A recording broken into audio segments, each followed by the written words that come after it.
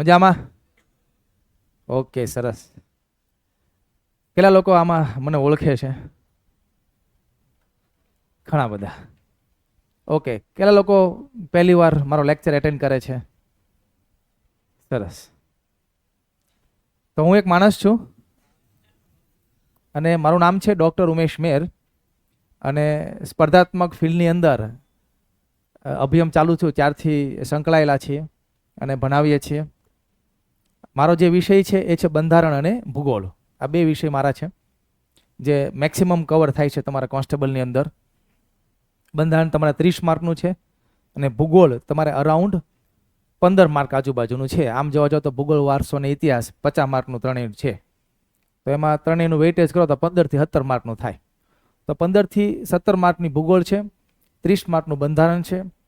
એટલે તમારું જે 120 માર્કનું જીએસ છે એ 120 માર્કના જીએસની અંદર 45 માર્ક હું લઈને બેઠો છું 120માંથી.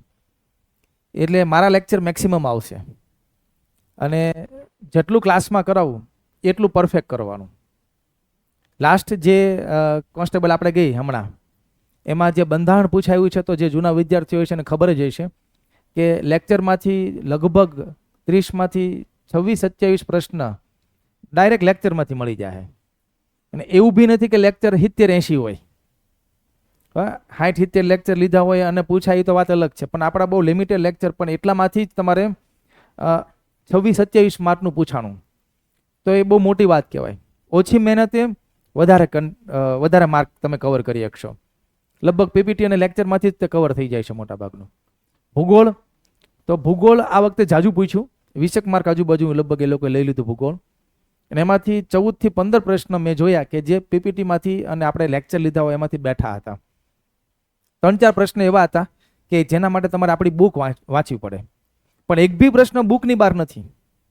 અને આપણી ભૂગોળની બુક પાછી એવડી જ છે, આટલી જાડી નથી. આટલી જાડી બુકમાંથી બધું પૂછાય ને કોઈ એમ કે પૂછાયું તો પૂછાય જ તે, બરાબર છે. પણ આટલી બુક, લિમિટેડ કન્ટેન્ટ અને એની બહાર બી પ્રશ્ન નથી. બરાબર. તો જે ભણાવ્યું હોય એમાંથી તમારે 80 થી 90% ક્લાસમાંથી કવર થઈ જાય એની શ્યોરિટી છે મને તો. અને કોઈ વિષયનું 80 થી 90% તમારે ક્લાસમાંથી કવર થઈ જાય તો પછી એમાં વધારે મહેનત ન કરાય, કેમ કે 100માંથી 100 કવર ન થાય. તો જેમાં નથી તમારું કવર થતું એ વિષય ઉપર વધારે ભાર દેવાનો, પછી જેમાં તમારા 30-40% માર્ક આવે છે. એટલે જે વિષયમાં તમારી કમાન્ડ આવી ગઈ છે, તમને 10 પ્રશ્નોમાંથી 7-8 આવડી જાય છે, એકાદ બે નથી આવડતા તો ડોન્ટ વરી. પણ જે પ્રશ્ન 10માંથી તમને માત્ર 1-2 આવડે છે તો એ વિષય ઉપર તમારે ધ્યાન આપવાનું. તો બંધારણ આપણું સૌથી વધારે છે અને ખૂબ અગત્યનો વિષય છે અને 30 માર્ક જેટલું છે.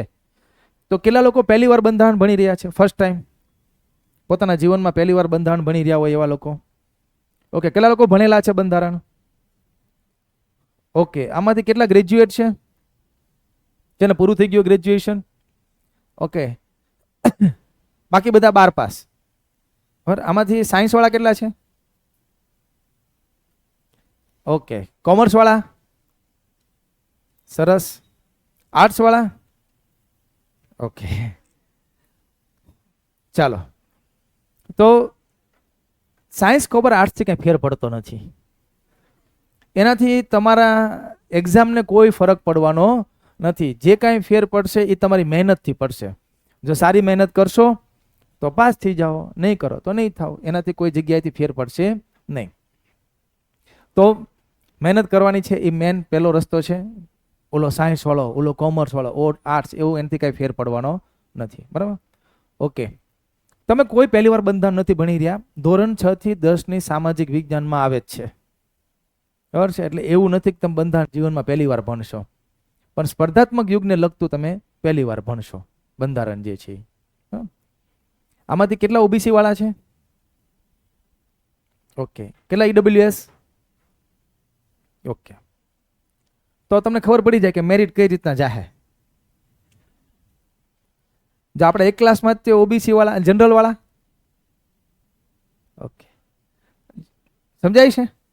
એટલે મેરિટ જે છે એ તમે જોયું આ વખતે ઈડબ્લ્યુએસ બહેનોનું મેરિટ, ઈડબ્લ્યુએસ 80 પોઈન્ટ સમથિંગ, બરાબર, 80 પોઈન્ટ કાંઈક 25 કેવું કાંઈક હશે.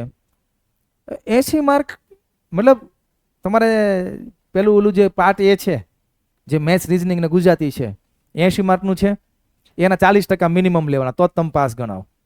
તો 32 માર્ક એમાં લેવાના ને, 8 ચોકુને 32 32 છે ને. પછી 120 માર્કનું જીએસ, એના 40% મિનિમમ લેવા જ પડે, તો જ પાસ ગણાવો. તો 12 ચોકુને 48, 48 વત્તા 32 કેટલા થયા? ખાલી પાસ જ થવાનું હતું. 40% જ લેવાના હતા, 40% જ તે ખાલી. બરાબર છે. હવે હું એવું કહું છું કે ભૂગોળ અને બંધારણ 80 થી 90% ક્લાસમાંથી તમે વ્યવસ્થિત ધ્યાન આપ્યું તો કવર થઈ જાય, ટીક થાય જ તે.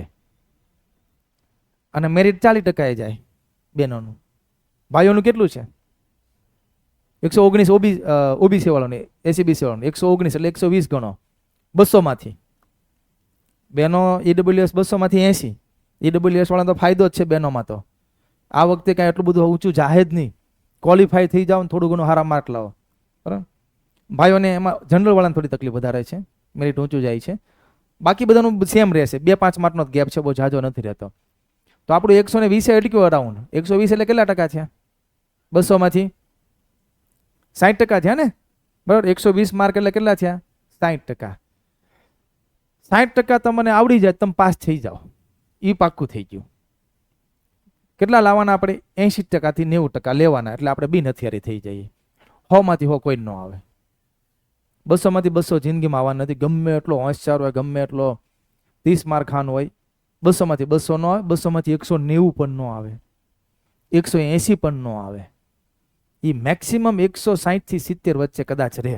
આવા ધુરંધરો, જે રેર ઓફ ધ રેર જે લોકો હોય ને, જીનિયસ લોકો, જે આપણે નથી.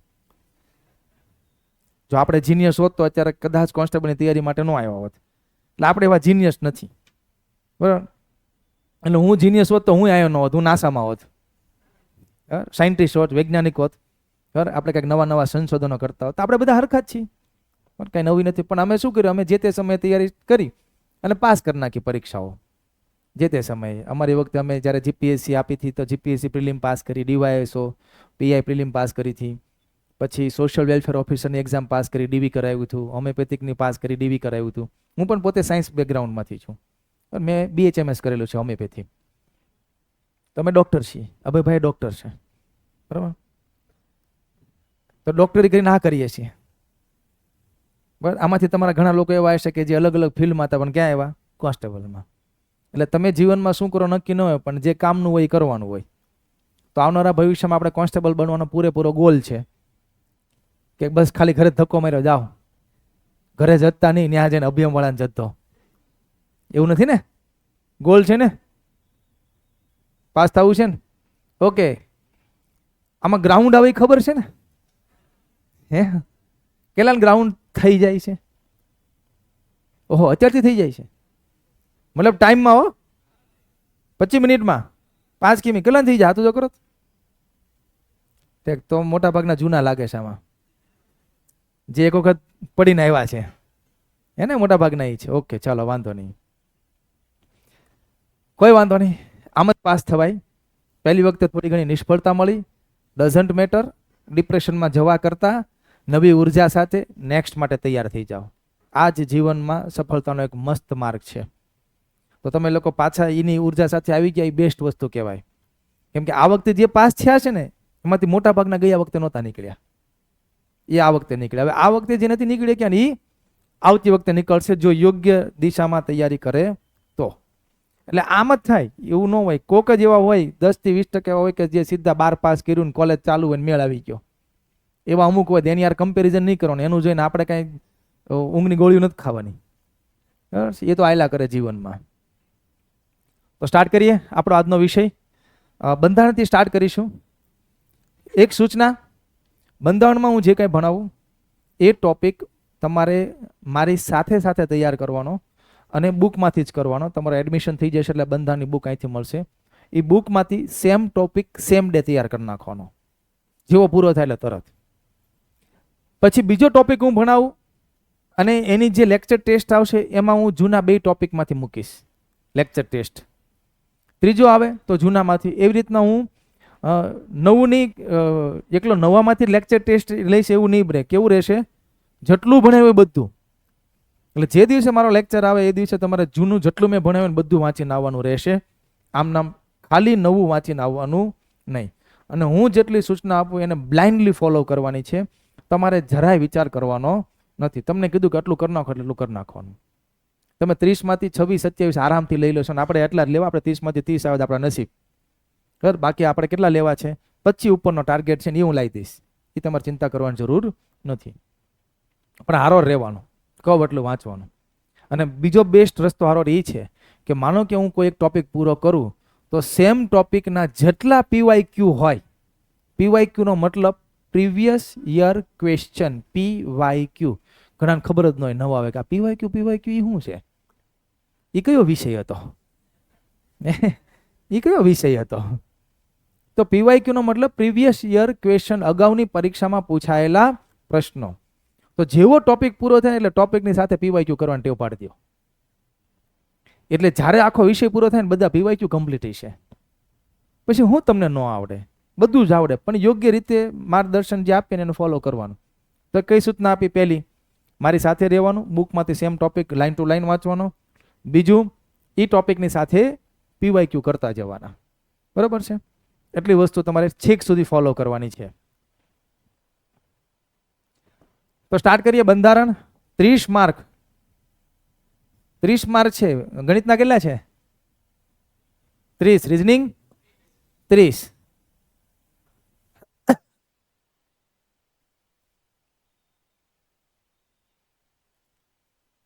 બે 30 છે ને? તો મેથ્સ રીઝનિંગ આપણે રોજ કરીએ ને, રોજ ગણવું પડશે તમારે. મેથ્સ રીઝનિંગ રોજ કરવું પડશે. ડેઈલી તમારે 1-1 કલાક ફાળવવી પડશે. તો બંધારણની રોજની 1 કલાક ફાળવવાની.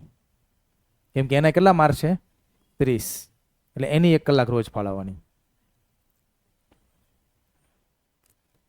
પછી એવું ન કરતા 15 દિવસે મહિને એકવાર બંધારણ લ્યો. 30 માર્ક છે. અને ઘણાને ઇતિહાસ મજા આવે તો ઇતિહાસ વાંચ જ કરે. એ ઇતિહાસ આખો 6-7 કલાક ઇતિહાસ વાંચે. તો મજા આવે એ વાંચ્યા નથી કરવાનું.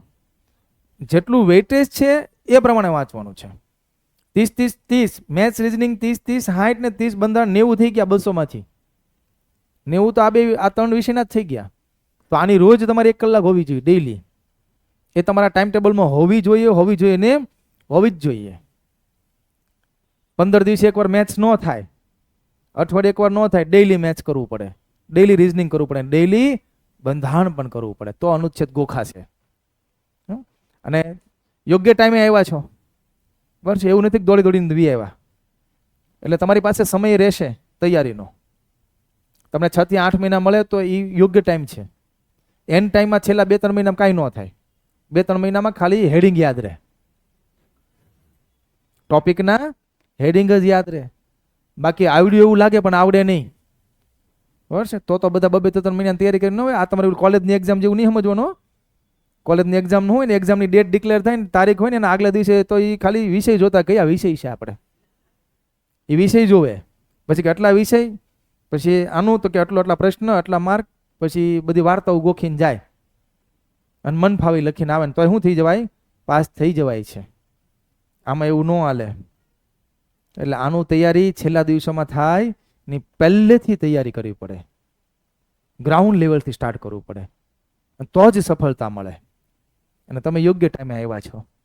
બરાબર છે? તો નજીક છો. પહેલું પગલું તમારું રાઈટ છે. તૈયારી સ્ટાર્ટ કરી. તમારે જ્યાં કરવી હોય ને, તમે અહીંયા કરો કે બીજી અન્ય એકેડેમીમાં કરો, એનો કોઈ અર્થ નથી. બધા સારું જ ભણાવતા હોય, ક્યાંય કોઈ ખરાબ ન ભણાવતું હોય. બરાબર? પણ યોગ્ય જગ્યાએ આવ્યો હોય ને યોગ્ય રીતે તમારે તૈયારી કરવી હોય તો અવેલેબલ છે. અમે છીએ. મજા આવે ને?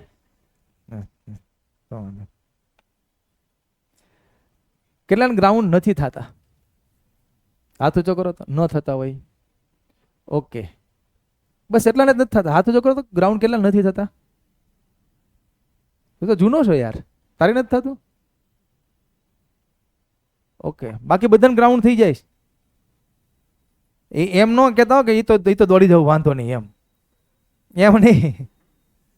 દોડી નાખ્યું હોય 25 મિનિટમાં 5 કિલોમીટર, એ સિવાયના ન દોડ્યા હોય એવા કેટલા છે કે દોડવાની ટ્રાય નથી કરી હજી? તમારે બધાને દોડાઈ જાય છે. બેનો તો બહુ જાજુ છે ને, હાલતા હાલતા થાય તો પૂરું થઈ જાય. આ બધા દોડાઈ જાય છે. કમ્પ્લીટ છે. સરસ. સાચું કયો? મારા હમ નો ખાતા. મારે બૈરી છોકરા છે, તમે રોડે ચડાવશો કોઈકને. તમારે કમ્પ્લીટ છે. Very good. જે ન થતું હોય કાલથી સ્ટાર્ટ કરી દો, ભલે વરસાદ આવે. બરાબર છે. હાલો, પણ સ્ટાર્ટ કરી દેજો, છેલ્લે નહીં ભેગું થાય. દોડવા માંડજો. ગારો ગારો હોય તો રોડ ઉપર દોડો, ઉપર રોડે દોડો, ત્યાં ગારો નહીં થાય. બરાબર. પણ ગમે તમારી રીતે રસ્તો કરો, દોડવાનું ચાલુ કરી દેજો. વરસાદ પૂરો થવાની રાહ ન જોતા. જો ડિસેમ્બર જાન્યુઆરીમાં જાહેર કરી દે છે ને તો ભેગું નહીં થાય, અને પછી નહીં ભેગું થાય કોઈ કાલે. અત્યારથી સ્ટાર્ટ કરી દેજો. જે લોકો ન થતું ને, એટલે હું પૂછું છું, જે લોકો ન થતું હોય ને ગ્રાઉન્ડ કાલથી સ્ટાર્ટ કરો. વરસાદ ગારો બારો એવા એક્સક્યુઝ ન આપો. બરાબર. જીવનમાં એક્સક્યુઝ નહીં આપવાના. સફળ થવા વાળો વ્યક્તિ ક્યારે બાના ન કાઢે. બાના કાઢવા વાળો કોઈ દી પાસ ન થાય. આ સીધો નિયમ છે. બાના કાઢે કોઈ દી પાસ ન થાય. એટલે કાલથી સ્ટાર્ટ કરી દેજો. ચલો સ્ટાર્ટ કરીએ છીએ બંધારણ. તો પહેલા તો વિષય બંધારણ છે એની વાત કરીએ. તો બંધારણ એટલે શું? શું કામ આના 30 માર્ક છે? કેમ તમને ભણાવવામાં આવે છે? કેમ આટલું બધું વેઇટેજ કરી દીધું આ વિષયનું? તો કે આપણો જે આખો દેશ છે, એ આખો દેશ જેના આધારે ચાલે છે ને, એ બંધારણ છે. કોઈ પણ દેશની શાસન વ્યવસ્થા જે ચાલતી હોય ને, એના બંધારણના આધારે ચાલતી હોય. તો બંધારણ શું છે? તો કે એક એવો દસ્તાવેજ છે કે જેની અંદર દેશ ચલાવવાના નિયમો લખેલા છે. કઈ રીતના આખું શાસન કરવું એના નિયમો લખ્યા છે, એવો એક દસ્તાવેજ છે. તો અત્યારે ભારત દેશ જે ચાલી રહ્યો છે એ આપણા બંધારણના આધારે ચાલી રહ્યો છે, કે જેનો લેખિત દસ્તાવેજ હાલમાં અવેલેબલ છે. આપણી બંધારણની બુક હાલમાં અવેલેબલ છે અને આપણા બંધારણના આધારે દેશ ચાલી રહ્યો છે. તમારે સિમ્પલ 4 વ્હીલ ચલાવવી હોય તો એ નિયમ હોય કે નહીં? ડાબી બાજુ ચલાવવી જોઈએ, સાઇડ લાઇટ આપવી જોઈએ, વન વેમાં ન જવું જોઈએ. નિયમો છે. ભલે આપણે પાલન ન કરતા હોય, આપણે વન વે લખ્યું હોય તો ત્યાં જ ગાડી પહેલા જવા દી. આ લખ્યું જ કેમ? હવે અહીંયા જ જવાનું થાય છે. પણ નિયમ છે. બરાબર છે. તો એવી રીતના દેશ ચલાવવાના પણ નિયમ છે. અત્યારે આપણને કોઈ પકડતા નથી. બાર આમના માટા મારો કોઈ પોલીસવાળા પકડી ગયા નહીં. કારણ વગર ન પકડે, કારણ કે આપણને જીવન જીવવાનો અધિકાર છે. આપણો મૂળભૂત અધિકાર છે. કારણ વગર નથી પકડતા. તમે બધા ભારત દેશના નાગરિક છો કે નહીં? નાગરિકતા છે બધા પાસે. તો કઈ રીતે છે? તો કે એ બી બંધારણમાં લખ્યું છે કે આ રીતે નાગરિકતા છે. મોદી સાહેબ કામ કરે છે કે નહીં અત્યારે આપણા માટે? નવા નવા કાયદાઓ બનાવે છે. હમણાં તે આ 15મી ઓગસ્ટે ઘણી બધી જાહેરાતો કરી. ઘણું બધું એજ્યુકેશન, એઆઈ ફ્રીમાં શીખવાડશે. આખો કોર્સ શીખવાડશે એઆઈનો. તો જાહેરાત કરી કે નહીં? આપણા માટે કરીને. તો એ કામ એમને કરવાનું છે. એ પાછું ભાગ 4માં લખેલું, રાજ્યનીતિના માર્ગદર્શક સિદ્ધાંતમાં. તો બંધારણમાં લખ્યું છે કે એમને કઈ રીતના કામ કરવું, આપણે કઈ રીતના કરવું, આપણે કઈ રીતના રહેવું, આપણા અધિકારો હું, આ બધું આ દસ્તાવેજમાં લખેલું છે. એના આધારે આખી સિસ્ટમ ચાલે છે. તમે પોલીસ સ્ટેશન પાસેથી નીકળ્યા, પોલીસ વાળા પૂરી દીધા? કોઈ દિવસ ન પૂરે. કેમ? બંધારણમાં લખ્યું ગેરકાયદેસર ધરપકડ ન થાય, નકર બંદી પ્રત્યક્ષીકરણ થાય, સીધી રીત જાહેર થાય. તો આ બધી વસ્તુ લખેલી છે. આપણા ભારત દેશનો આખો વિસ્તાર નક્કી છે. બરાબર છે. તો આ બધું જ ક્યાં લખીને આપ્યું છે? બંધારણમાં. ને એટલે આ ભણવાનું છે કે આખી સિસ્ટમ એમ ચાલે. આ એવું ન હોય કે મોદી સાહેબને રાતે સપનું એવું હવાર અમલ કરી દે. યાર એને મજા આવી કે આમ કરવું છે, એમ ન હોય. એને મજા આવે એમ ન થાય. કઈ રીતે થાય?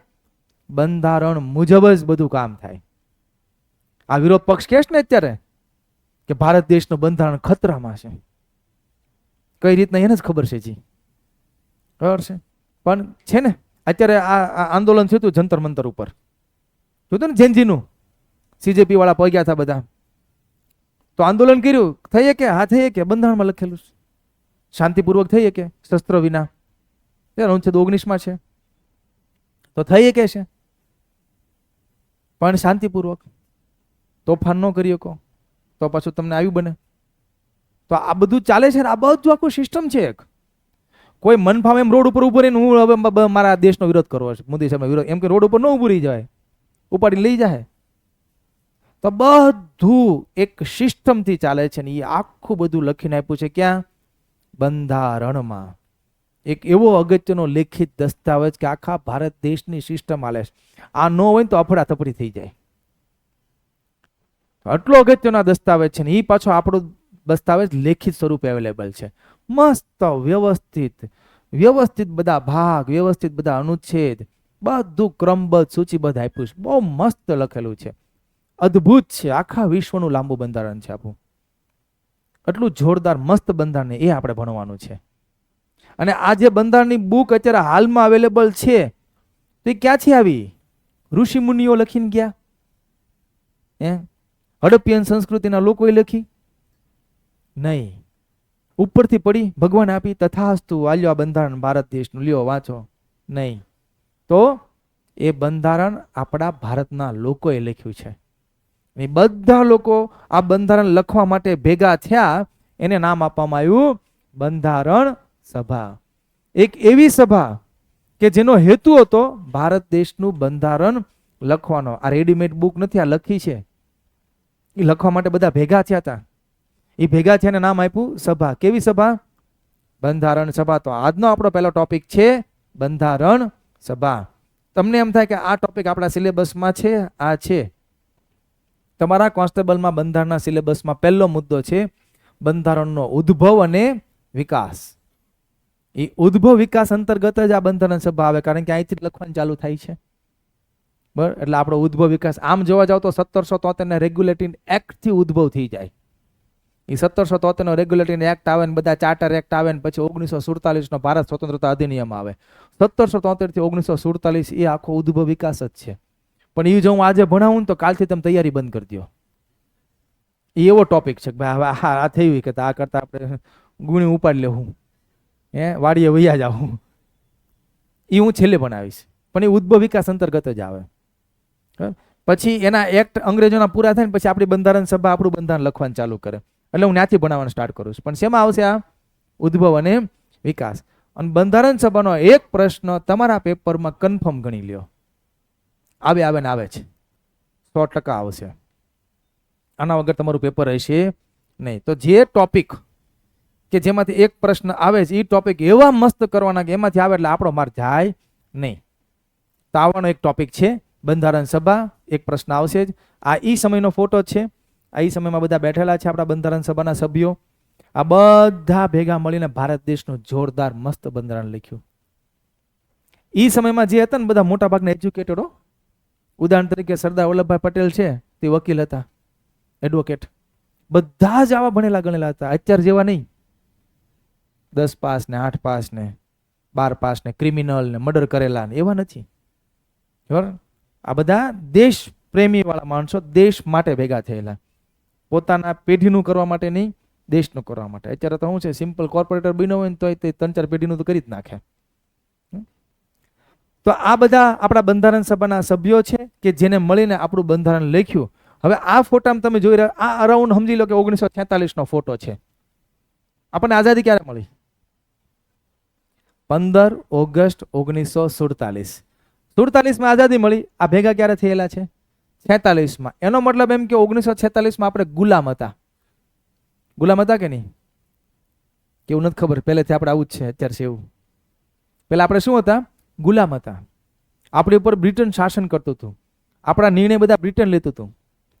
તો આપણે ગુલામ હતા. તો એનો મતલબ એમ કે અંગ્રેજોએ આપણને હા પાડી હોય તો જ આપણે ભેગા થયા હોય ને. એને પૂછ્યા વગર ભેગા થઈ કે નહીં? આપણે અંગ્રેજોએ પરમિશન આપી હોય તો જ આપણે ભેગા થયા હોય. તો આપણી બંધારણ સભા બનાવી છે એવી આપણે ડિમાન્ડ તો કરીએ છીએ ને અંગ્રેજો પાસે કે ભાઈ અમારે અમારું બંધારણ લખવું, કાલ હવાર તમે લોકો વૈયા જાઓ તો અમારો દેશ કઈ રીતે ચલાવવો અમારે, એટલે અમારે અમારું બંધારણ અગાઉથી લખવા મળવું છે. અમારું બંધારણ લખવા દો, કારણ કે અમારે અમારા દેશનું શાસન અમારા બંધારણ મુજબ જ કરવું છે. આવો આપણો દિમાગમાં પ્રશ્ન ઘણા ટાઈમથી હતો. એટલે આપણે બંધારણ સભાની માંગ ઘણા બધા વર્ષોથી કરતા હતા. અચાનક રાતોરાત બધા ભેગા નથી થઈ ગયા કે હવારે વિચાર આવ્યો ને હાલો ભેગા થઈ જાય બપોર, એવું નથી થયું. ઘણા બધા વર્ષોથી આપણે અંગ્રેજોને કહેતા હતા કે ભાઈ અમારી બંધારણ સભા બનાવજો ને બાપા. એ માંગ ક્યારથી કરતા હતા, ત્યાંથી આપણે સ્ટાર્ટ કરીએ. તો મુદ્દો સમજાઈ ગયો. શું ભણવાનું છે? બંધારણ સભા. આનું કામ શું છે બંધારણ સભાનું? ભારત દેશનું બંધારણ લખવાનું. બંધારણ શું કામ લખવું છે? દેશ ચલાવવો છે, શાસન કરવું છે. બરાબર છે? તો ફરીથી બંધારણ સભા, આનું કામ શું હતું? કામ શું હતું? બંધારણ લખવાનું. શું કામ બંધારણ લખવું છે? દેશ ચલાવો. બેઠા બેઠા હારવાર યાદ રાખતું જવાનું છે ને પૂછવું એના જવાબ આપતા જવાના છે. નો યાદ હોય તો રફ લખતું જવાનું, બરાબર? પણ જવાબ આપવા પડશે. વ્યક્તિગત પૂછીશ, ભલે ડેમો હોય. ઘણા ડેમો છે, પૂછે હું ડેમો મતલબ લેક્ચર સ્ટાર્ટ થઈ ગયો, આ ભણવાનું ચાલુ થઈ ગયું, બરાબર? અને હારવાર યાદ રાખવાનું છે. અને હું જોઉં કેટલા લોકો યાદ રાખી શકે છે, બરાબર? કોનો માઇન્ડ પાવર કેટલો જોરદાર છે, આપણને આજે આઈડિયા પણ આવી જશે. હું પૂછીને તમને યાદ હોય તો તમને સારી તમારું કેચઅપ છે. બાકી જોલા ખાઈ ગયા હોય તો વંદે માતરમ, જય હિન્દ, બરાબર છે? ચાલો, તો બંધારણ સભા આ બધા ભેગા થયા છે. આના માટે આપણે ડિમાન્ડ કરી હતી. ડિમાન્ડ ક્યારથી થતી હતી? તો બંધારણ સભાની જે માંગ છે એ 1895 સ્ટાર્ટ થઈ હતી. અને સૌ પ્રથમ બંધારણ સભાની માંગ કોણ કરે છે? બાલ ગંગાધર તિલક 1895 માંગ કરશે. તો બંધારણ સભાની પહેલી વખત માંગ બાલ ગંગાધર તિલક કરે છે. તિલકે માંગ કરી, ખબર કઈ રીતના પડી? તો એની એક પત્રિકા હતી, સ્વરાજ પત્રિકા. એની અંદર સ્વરાજ બિલના રૂપમાં એને માંગ કરી હતી. આ પહેલી માંગ. હવે આ સ્વરાજ પત્રિકામાં સ્વરાજ બિલના રૂપમાં માંગ કરી હતી, પણ આની વ્યક્તિગત માંગ હતી.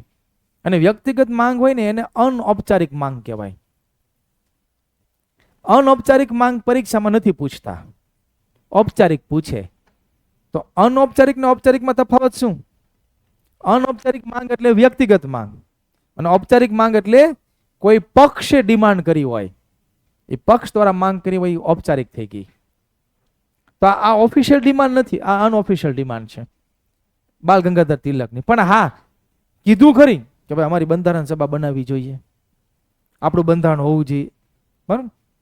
તમે વિચાર કરો, 1895 આ લોકોના મગજમાં હતું કે બંધારણ હોય, દેશ ચલાવવાનો હોય, આપણા નિયમો હોય. તમને હવે ખબર પડશે 2026માં. વિચાર કરો કે આપણે કઈ દુનિયામાં જીવી રહ્યા છીએ. આપણને અત્યારે બંધારણ હોય નથી ખબર. આ લોકો બંધારણ બનાવવાનું કહેતા હતા કે હોવું જોઈએ. સમજાય છે ને? એટલે આ વિષય અગત્યનો છે કે તમને ખબર હોવી જોઈએ કે દેશ કઈ રીતે ચાલે છે. એવી રીતના ગાંધીજી ડિમાન્ડ કરે છે 1921-22માં. ગાંધીજી યંગ ઇન્ડિયાની અંદર લખે છે કે ભારતીયોનું બંધારણ ભારતીયોની ઈચ્છા અનુસાર હોવું જોઈએ. તો આપણું બંધારણ આપણી ઈચ્છા મુજબનું જ હોવું જોઈએ. પણ આપણે વ્યક્તિગત છે એટલે આપણા માટે એટલી બધી અગત્યની નથી બનતી. પછી આ છે એની બેસન્ટ.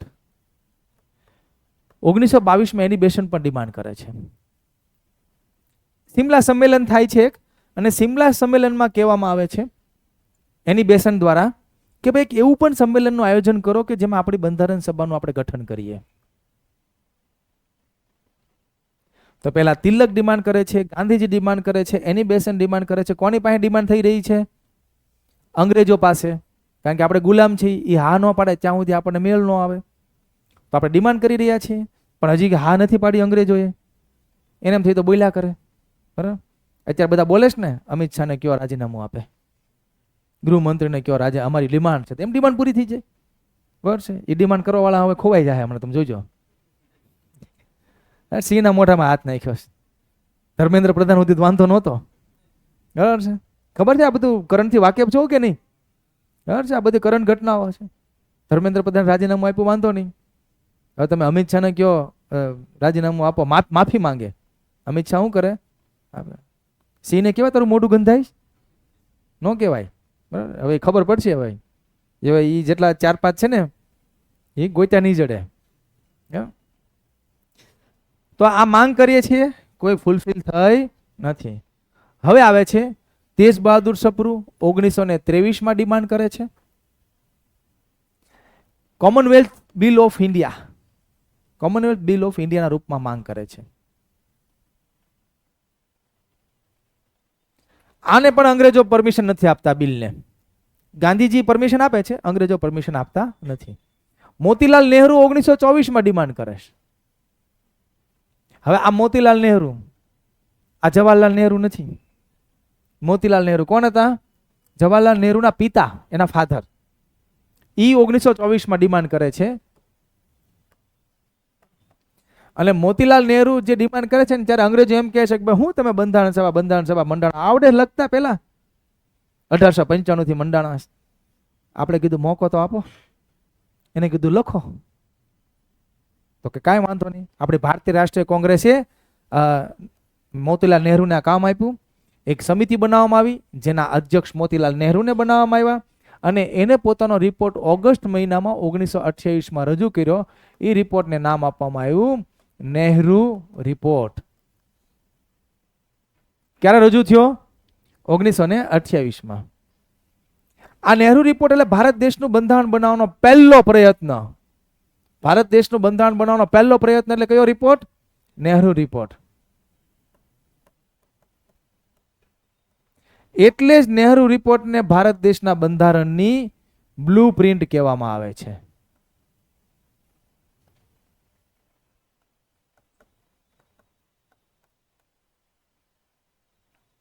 હવે અહીંથી તમારે યાદ રાખવાનું છે. પહેલો પ્રશ્ન, નહેરુ રિપોર્ટ કોણે રજૂ કર્યો? મોતીલાલ નહેરુ. કયા વર્ષમાં રજૂ થયો? 1928માં. ભારત દેશનું બંધારણ બનાવવાનો પહેલો પ્રયત્ન એટલે કયો રિપોર્ટ? જેને આપણે શું કહીએ છીએ? બંધારણની બ્લુ પ્રિન્ટ. તો અહીંથી તમારો પ્રશ્ન આવ્યો પહેલો અગત્યનો. તમને ઈઝી લાગે, પણ જ્યારે નહેરુ રિપોર્ટ કોણે રજૂ કર્યો પૂછ્યું એવું પ્રશ્ન આવશે ને ત્યારે ઓપ્શન એમાં જવાહરલાલ નહેરુ હોય છે. અને તમે નહેરુ જોઈને શું ટીક કરી નાખશો? જવાહરલાલ નહેરુ. કારણ કે મોતીલાલ નહેરુમાં પણ બહુ રસ ન હોય એટલે આપણે કયું ટીક કરી દઈએ? જવાહરલાલ નહેરુ. પણ યાદ રાખજો કોણે રજૂ કર્યો તો? મોતીલાલ નહેરુ. 1924માં મોતીલાલ નહેરુએ ડિમાન્ડ કરી. 1928માં નહેરુ રિપોર્ટ રજૂ છે, પણ અંગ્રેજોએ કોઈ આને કઈ માન્યતા આપી નહીં. ત્યાર પછી 1934માં બંધારણ સભાની પહેલી ડિમાન્ડ એમ.એન. રોય દ્વારા કરવામાં આવે છે. એમ.એન. રોય એટલે માનવેન્દ્રનાથ રોય.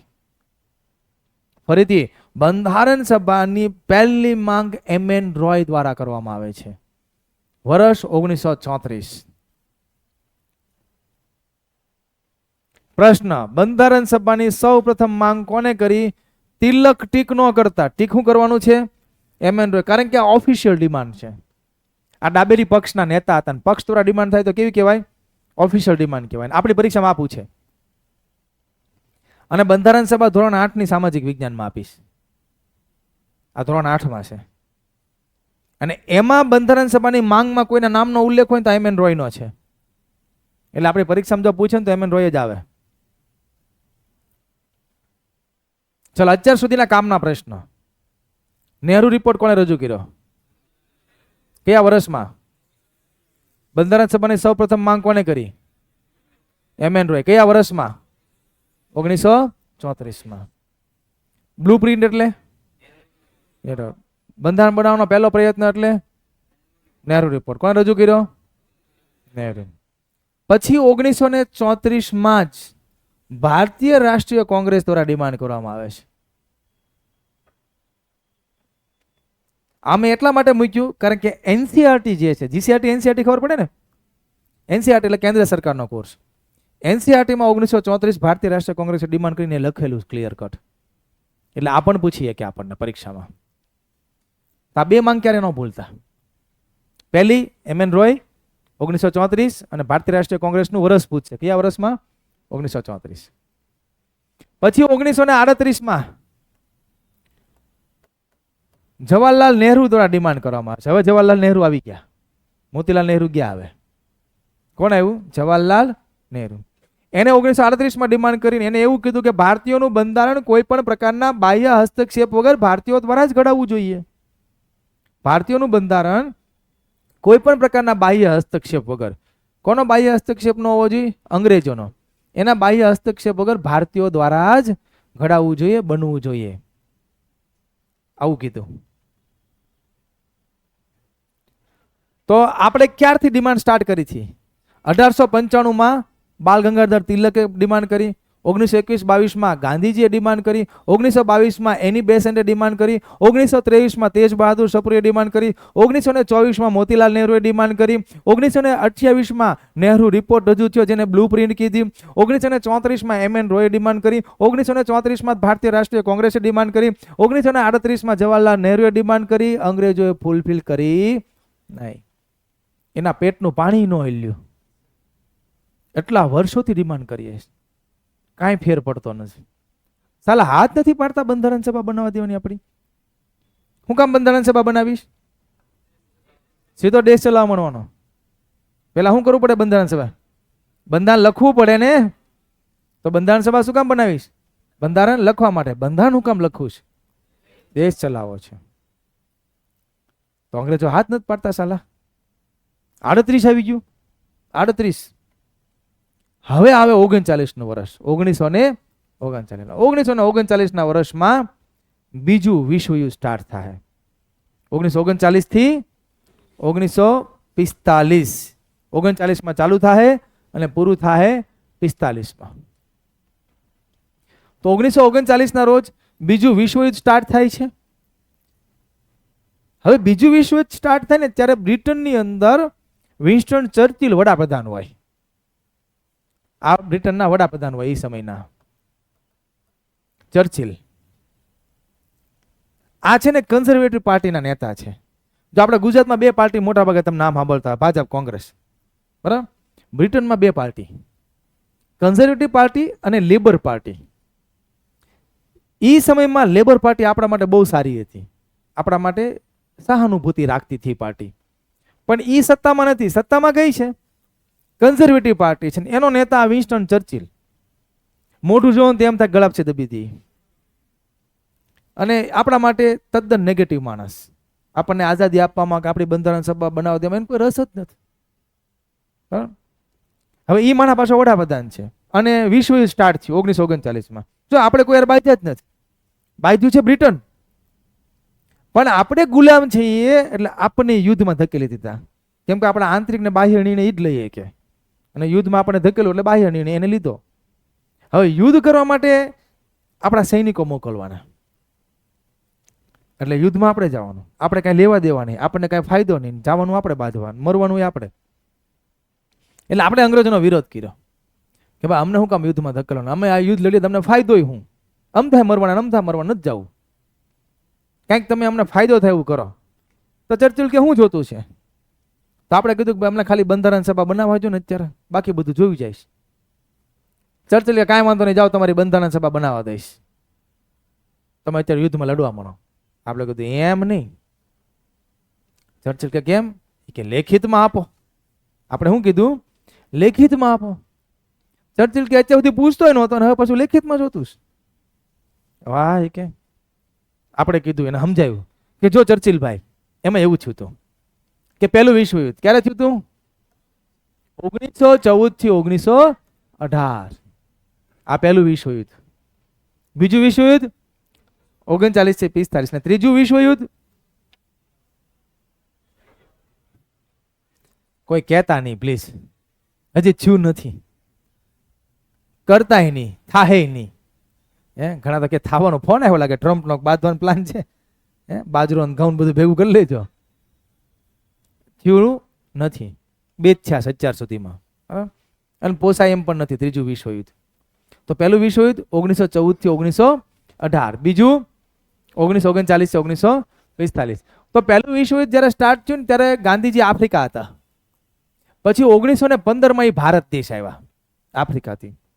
અને ભારત દેશ આવ્યા એટલે મુંબઈ આવ્યા ને પછી ભારત દેશનું ભ્રમણ કર્યું. પછી અંગ્રેજોને મળવા ગયા કે ભાઈ વિશ્વયુદ્ધ હાલે છે, અમે તમને મદદ કરી, તમે શું આપો? અંગ્રેજો કે આઝાદી આપશું. ગાંધીજી ખુરશી પર હેઠા પડે, હાલે કે આઝાદી કે લખવા ન મનતા કે ગાંધીજી હેઠા પડ્યા અને પછી બહાર ગયા. પરીક્ષામાં પૂછશે ગાંધીજી કઈ રીતે હેઠા પડ્યા, ઊંધા માથે કે પગ ઉપર આવ્યા? આવું કઈ આવશે નહીં. વાત છે ખાલી, મતલબ ગાંધીજી ખુશ થઈ ગયા અને ગાંધીજીએ ભારત દેશના યુવાઓને આહ્વાન કર્યું કે ફૌજમાં ભરતી થઈ જાઓ અને યુદ્ધમાં જીતી જાય આપણે.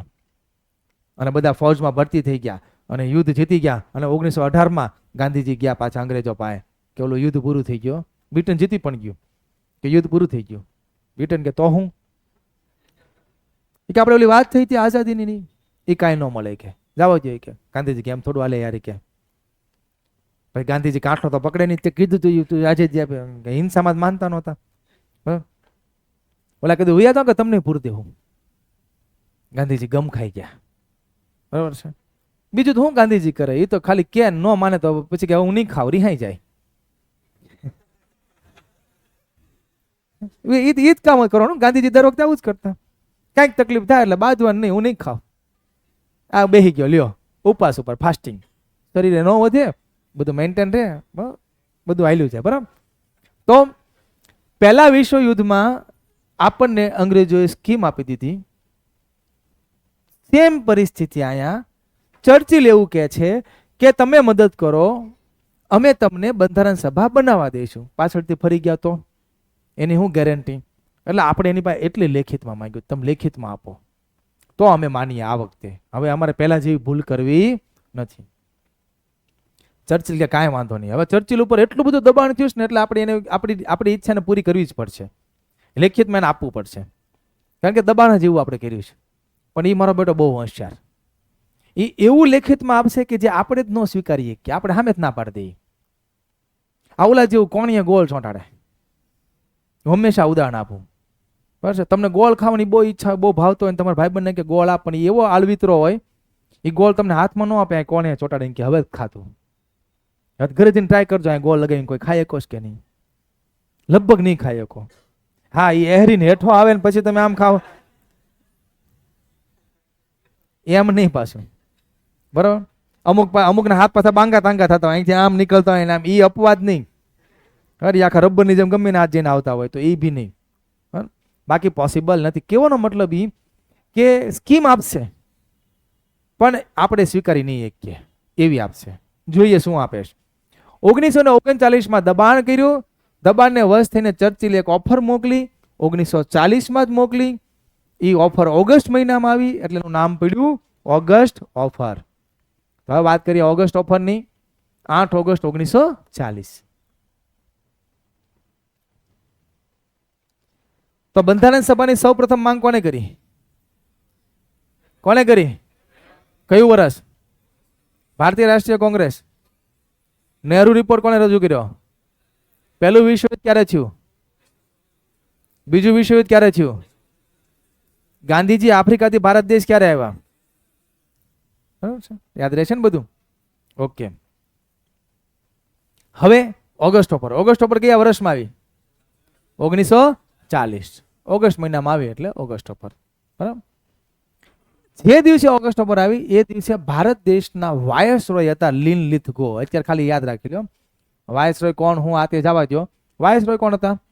લિન લિથગો. વાયસરોય મતલબ ભારત દેશનો મેન માણસ કે જે આખો ભારત દેશ ચલાવે, અંગ્રેજોનો મેન માણસ. તો એ વાયસરોય લિન લિથગો હતા એ સમયમાં. હવે શું આવ્યું ઓગસ્ટ ઓફર? પહેલો મુદ્દો, ભારત દેશની બંધારણ સભાની માંગનો સ્વીકાર કરવામાં આવ્યો. ભારત દેશની બંધારણ સભાની માંગનો સ્વીકાર કરવામાં આવ્યો. વિચાર કરો, પહેલી વખત અંગ્રેજોએ લેખિત રૂપમાં આપણી માંગ સ્વીકારી, લેખિત રૂપમાં હા પાડી કે હા તમારી બંધારણ સભા અમે બનવા દઈશું. ફર્સ્ટ ટાઈમ ઇન હિસ્ટ્રી અંગ્રેજો આપણી ડિમાન્ડ ફૂલફિલ કરી. અને અહીંથી જ ખૂબ જ અગત્યનો પ્રશ્ન કોન્સ્ટેબલનો બને આપણો કે અંગ્રેજોએ આપણી બંધારણ સભાની માંગનો સ્વીકાર શેના આધારે કર્યો? ઓગસ્ટ ઓફરના આધારે કર્યો. બંધારણ સભાની માંગનો સ્વીકાર ઓગસ્ટ ઓફર 1940. પછી આમાં એવું લખ્યું હતું આગળ કે આપણી બંધારણ સભા બનાવવા દે છે, આપણી માંગ સ્વીકારી, પણ આપણી બંધારણ સભા ક્યારે બનાવવાની? તો આમાં આગળ લાઈન લખી હતી, બીજું વિશ્વયુદ્ધ પૂરું થઈ જાય પછી. બંધારણ સભા બનાવવાની ક્યારે બનાવવાની? બીજું વિશ્વયુદ્ધ. જોયું સ્કીમ આપી ને, કોણીએ ગોળ ચોંટાડ્યો કહેવાય આને. હવે 1940માં જે લોકો છે એને ખબર છે 45માં પૂરું થઈ જાય. એ તો આપણને અત્યારે ખબર છે 45માં પૂરું થઈ ગયું છે. 40 વાળાને ખબર ન હોય ક્યારે પૂરું થાય. એ તો 2 વર્ષે થાય ને 20 વર્ષે પૂરું થાય. તો 20 વર્ષ સુધી આપણી બંધારણ સભા નહીં બનાવવાની. એટલે આ સ્કીમ આપી. એટલે ભારતીય રાષ્ટ્રીય કોંગ્રેસ આનો વિરોધ કર્યો. આ નહીં ચાલે, આ ઓફર અમને માન્ય નથી. મુસ્લિમ લીગે વિરોધ કર્યો, આ ઓફર અમને માન્ય નથી. તમને એમ થાય કે આ બે કેમ વિરોધ કર્યો એવું લખ્યું આપણે? તો કે એ સમયમાં 1940માં ભારત દેશમાં આ બે મોટા પક્ષ થઈ ગયા હતા. ભારતીય રાષ્ટ્રીય કોંગ્રેસની સ્થાપના 1885 થઈ ગઈ હતી. મુસ્લિમ લીગ લગભગ 1905 કે 6 આજુબાજુ બની હતી. બરાબર. હવે આ મુસ્લિમ લીગ ધીમે ધીમે પાકિસ્તાનની ડિમાન્ડ કરે છે અલગ. તો આય કન્વિન્સ થાય તો આ ઓફર ભારતમાં લાગુ થાય. પણ અહીંયા બંને શું કર્યો? અસ્વીકાર કર્યો. એટલે ઓફર ભારત દેશમાં લાગુ થઈ શકે નહીં. બીજો મુદ્દો આની અંદર હતો કે ભારત દેશને ડોમિનિયન સ્ટેટ બનાવવાનું. Dominion state. ડોમિનિયન સ્ટેટ એટલે શું? મજા આવી, વાહ વાહ વાહ વાહ. ભારત કેવું બનશે? ડોમિનિયન બનશે. ઓ જોરદાર, અદ્ભુત. ડોમિનિયન એટલે શું? યાર છે બાય છે આદિ ખબર છે બાય છે અને આદિ ગાય છે ને ડોમે છે કહેવામાં. એ ભાઈ આદિ બાય છે એને ડોમિનિયન કહેવાનું. હાથ ઊંચો કરીને બોલો, મને આવું જ સંભળાય તમે બોલો. એ મેં દાંત કાઢ્યા? બોલો હાથ ઊંચો કરીને.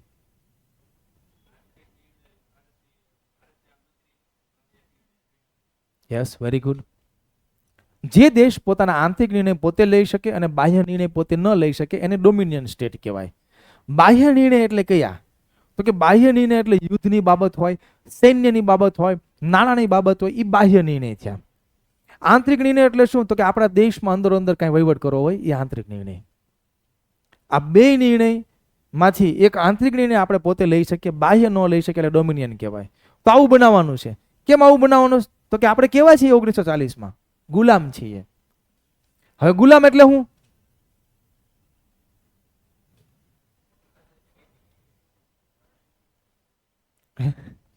પાછું ચાલુ કર્યું ને. ગુલામ એટલે યસ, જે દેશ પોતાના આંતરિક અને બાહ્ય નિર્ણય ન લઈ શકે એ દેશ કેવો થઈ ગયો? ગુલામ. એકે નિર્ણય ન લઈ શકે એ ગુલામ. ગુલામમાંથી કેવા બનાવશે? ડોમિનિયન. એટલે આંતરિકની છૂટ મળી જાય, બાહ્યની છૂટ મળશે નહીં. તોય આપણે આનો અસ્વીકાર કર્યો. બોલો કે ડોમિનિયન નથી જોતું. ગુલામમાંથી ડોમિનિયન બનાવે છે ને. ગુલામમાં આંતરિક બાહ્ય કે નિર્ણય ન લઈ શકીએ. ડોમિનિયનમાં આંતરિક નિર્ણય લઈ શકીએ, બાહ્ય નિર્ણય ન લઈ શકે. તો આંતરિકની છૂટ મળી જાય છે ને.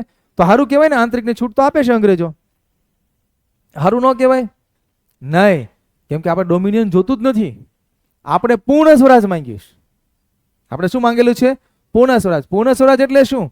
આંતરિક અને બાહ્ય નિર્ણય જે દેશ પોતે લે એ દેશ પૂર્ણ સ્વરાજ છે, અથવા તો એને સારો ભોમ છે એવું કહેવાય. તો આપણે તો બે નહીં, આંતરિક બાહ્ય બે જોતા છે આપણી પાસે. આપણે તો પૂર્ણ સ્વરાજ જોતું છે. એ આજકાલ નથી માંગ્યું. લાહોર અધિવેશન રાવી નદીના કિનારે 26 જાન્યુઆરી 1929 ની મધ્યરાત્રિ, એટલે સમજો ને 1930 આજુબાજુ આ ડિમાન્ડ કરી હતી. પૂર્ણ સ્વરાજ ક્યારે માંગી લીધું તું? 30 આજુબાજુ, 1930 આજુબાજુ. 10 વર્ષ પછી હું આપેશ? ડોમિનિયન આપેશ. આવું કોઈ લે? 10 વર્ષ વાટ જોયા પછી ડોમિનિયન લેવાનું? કદાચ 1930 આજુબાજુ ડોમિનિયન આપ્યો તો વાત અલગ હતી, તો કદાચ માનીએ. હવે આટલી બધી રાહ જોઈને હવે ડોમિનિયન લેવાનું. એટલે આનો શું કરવામાં આવ્યો? અસ્વીકાર. મેં શું કીધું? ચર્ચિલ કેવી ઓફર આપશે? ઓફર આપશે, પણ કોણીએ ગોળ ચોંટાડશે, જે આપણે સ્વીકારીએ કે નહીં. તો આ હતી આખી ઓગસ્ટ ઓફર. હવે આપણને અહીંથી પ્રશ્ન શું આવે કોન્સ્ટેબલની અંદર? પહેલો પ્રશ્ન, ઓગસ્ટ ઓફર ક્યારે આવી? 1940. ભારત દેશની બંધારણ સભાની માંગનો સ્વીકાર શેના આધારે થયો? August offer. ઓગસ્ટ ઓફર વખતે આપણા વાયસરોય કોણ હતા? લીન લીધો. અને ભારતીય રાષ્ટ્રીય કોંગ્રેસને મુસ્લિમ લીગ એનો શું કર્યો? એટલું યાદ રાખવાનું. ક્લિયર છે કોન્સ્ટેબલ માટે? આપણે ચાલો, ઓગસ્ટ ઓફર ફેલ ગઈ. ઓગસ્ટ ઓફર ફેલ ગઈ એટલે ચર્ચિલ તો હુઈ ગયો નિરાતે. એને તો ઓફર આપી દીધી. તો પાછું કંઈક દબાણ કરવું પડશે ને નવું ચર્ચિલ ઉપર. તો ફરીથી દબાણ કરવા માટે ચર્ચિલ કાંઈક હવે નવી ઓફર આપે. એના માટે જેવું ઓગસ્ટ મહિનાના 1940ના વર્ષમાં ઓગસ્ટ ઓફર ફેલ જાય એટલે ઓગસ્ટ, સપ્ટેમ્બર અને ઓક્ટોબર, 17 ઓક્ટોબર 1940 રોજ ગાંધીજી દ્વારા વ્યક્તિગત સત્યાગ્રહની જાહેરાત કરી દેવામાં આવે છે. આ ઓગસ્ટ ઓફર આખી લખીને આપી છે અહીંયા, બરાબર? તમારા ઓગસ્ટ ઓફરમાં મેં બધા મુદ્દા તમને સમજાવ્યા, બધા જ લખેલા છે ટોટલ. પણ તમને મેં જે પ્રશ્ન પૂછ્યા કે ઓગસ્ટ ઓફર કયા વર્ષમાં, વાયસરોય કોણ અને બંધારણ સભાની માંગનો સ્વીકાર શેના આધારે છે, ઓગસ્ટ ઓફરના આધારે, આ 2-3 મુદ્દા તમને પરફેક્ટ આવડે તો આપણે કોન્સ્ટેબલમાં વાંધો આવશે નહીં. બરાબર છે? તો 17 ઓક્ટોબર 1940 રોજ શું ચાલુ થાય છે? વ્યક્તિગત સત્યાગ્રહ. ગાંધીજી સ્ટાર્ટ કરે છે અંગ્રેજો પર દબાણ કરવા. આ તમે ઇતિહાસમાં ભણશો વ્યક્તિગત સત્યાગ્રહ શું હતો, કે અંગ્રેજોની નીતિઓનો વિરોધ કરવા માટે આ સત્યાગ્રહ સ્ટાર્ટ થયો. એમાં પહેલા વ્યક્તિગત સત્યાગ્રહી કોણ હતા? વિનોબા ભાવે. બીજા જવાહરલાલ નહેરુ અને ત્રીજા બ્રહ્મદત્ત. પહેલા, બીજા અને ત્રીજા વ્યક્તિગત સત્યાગ્રહી.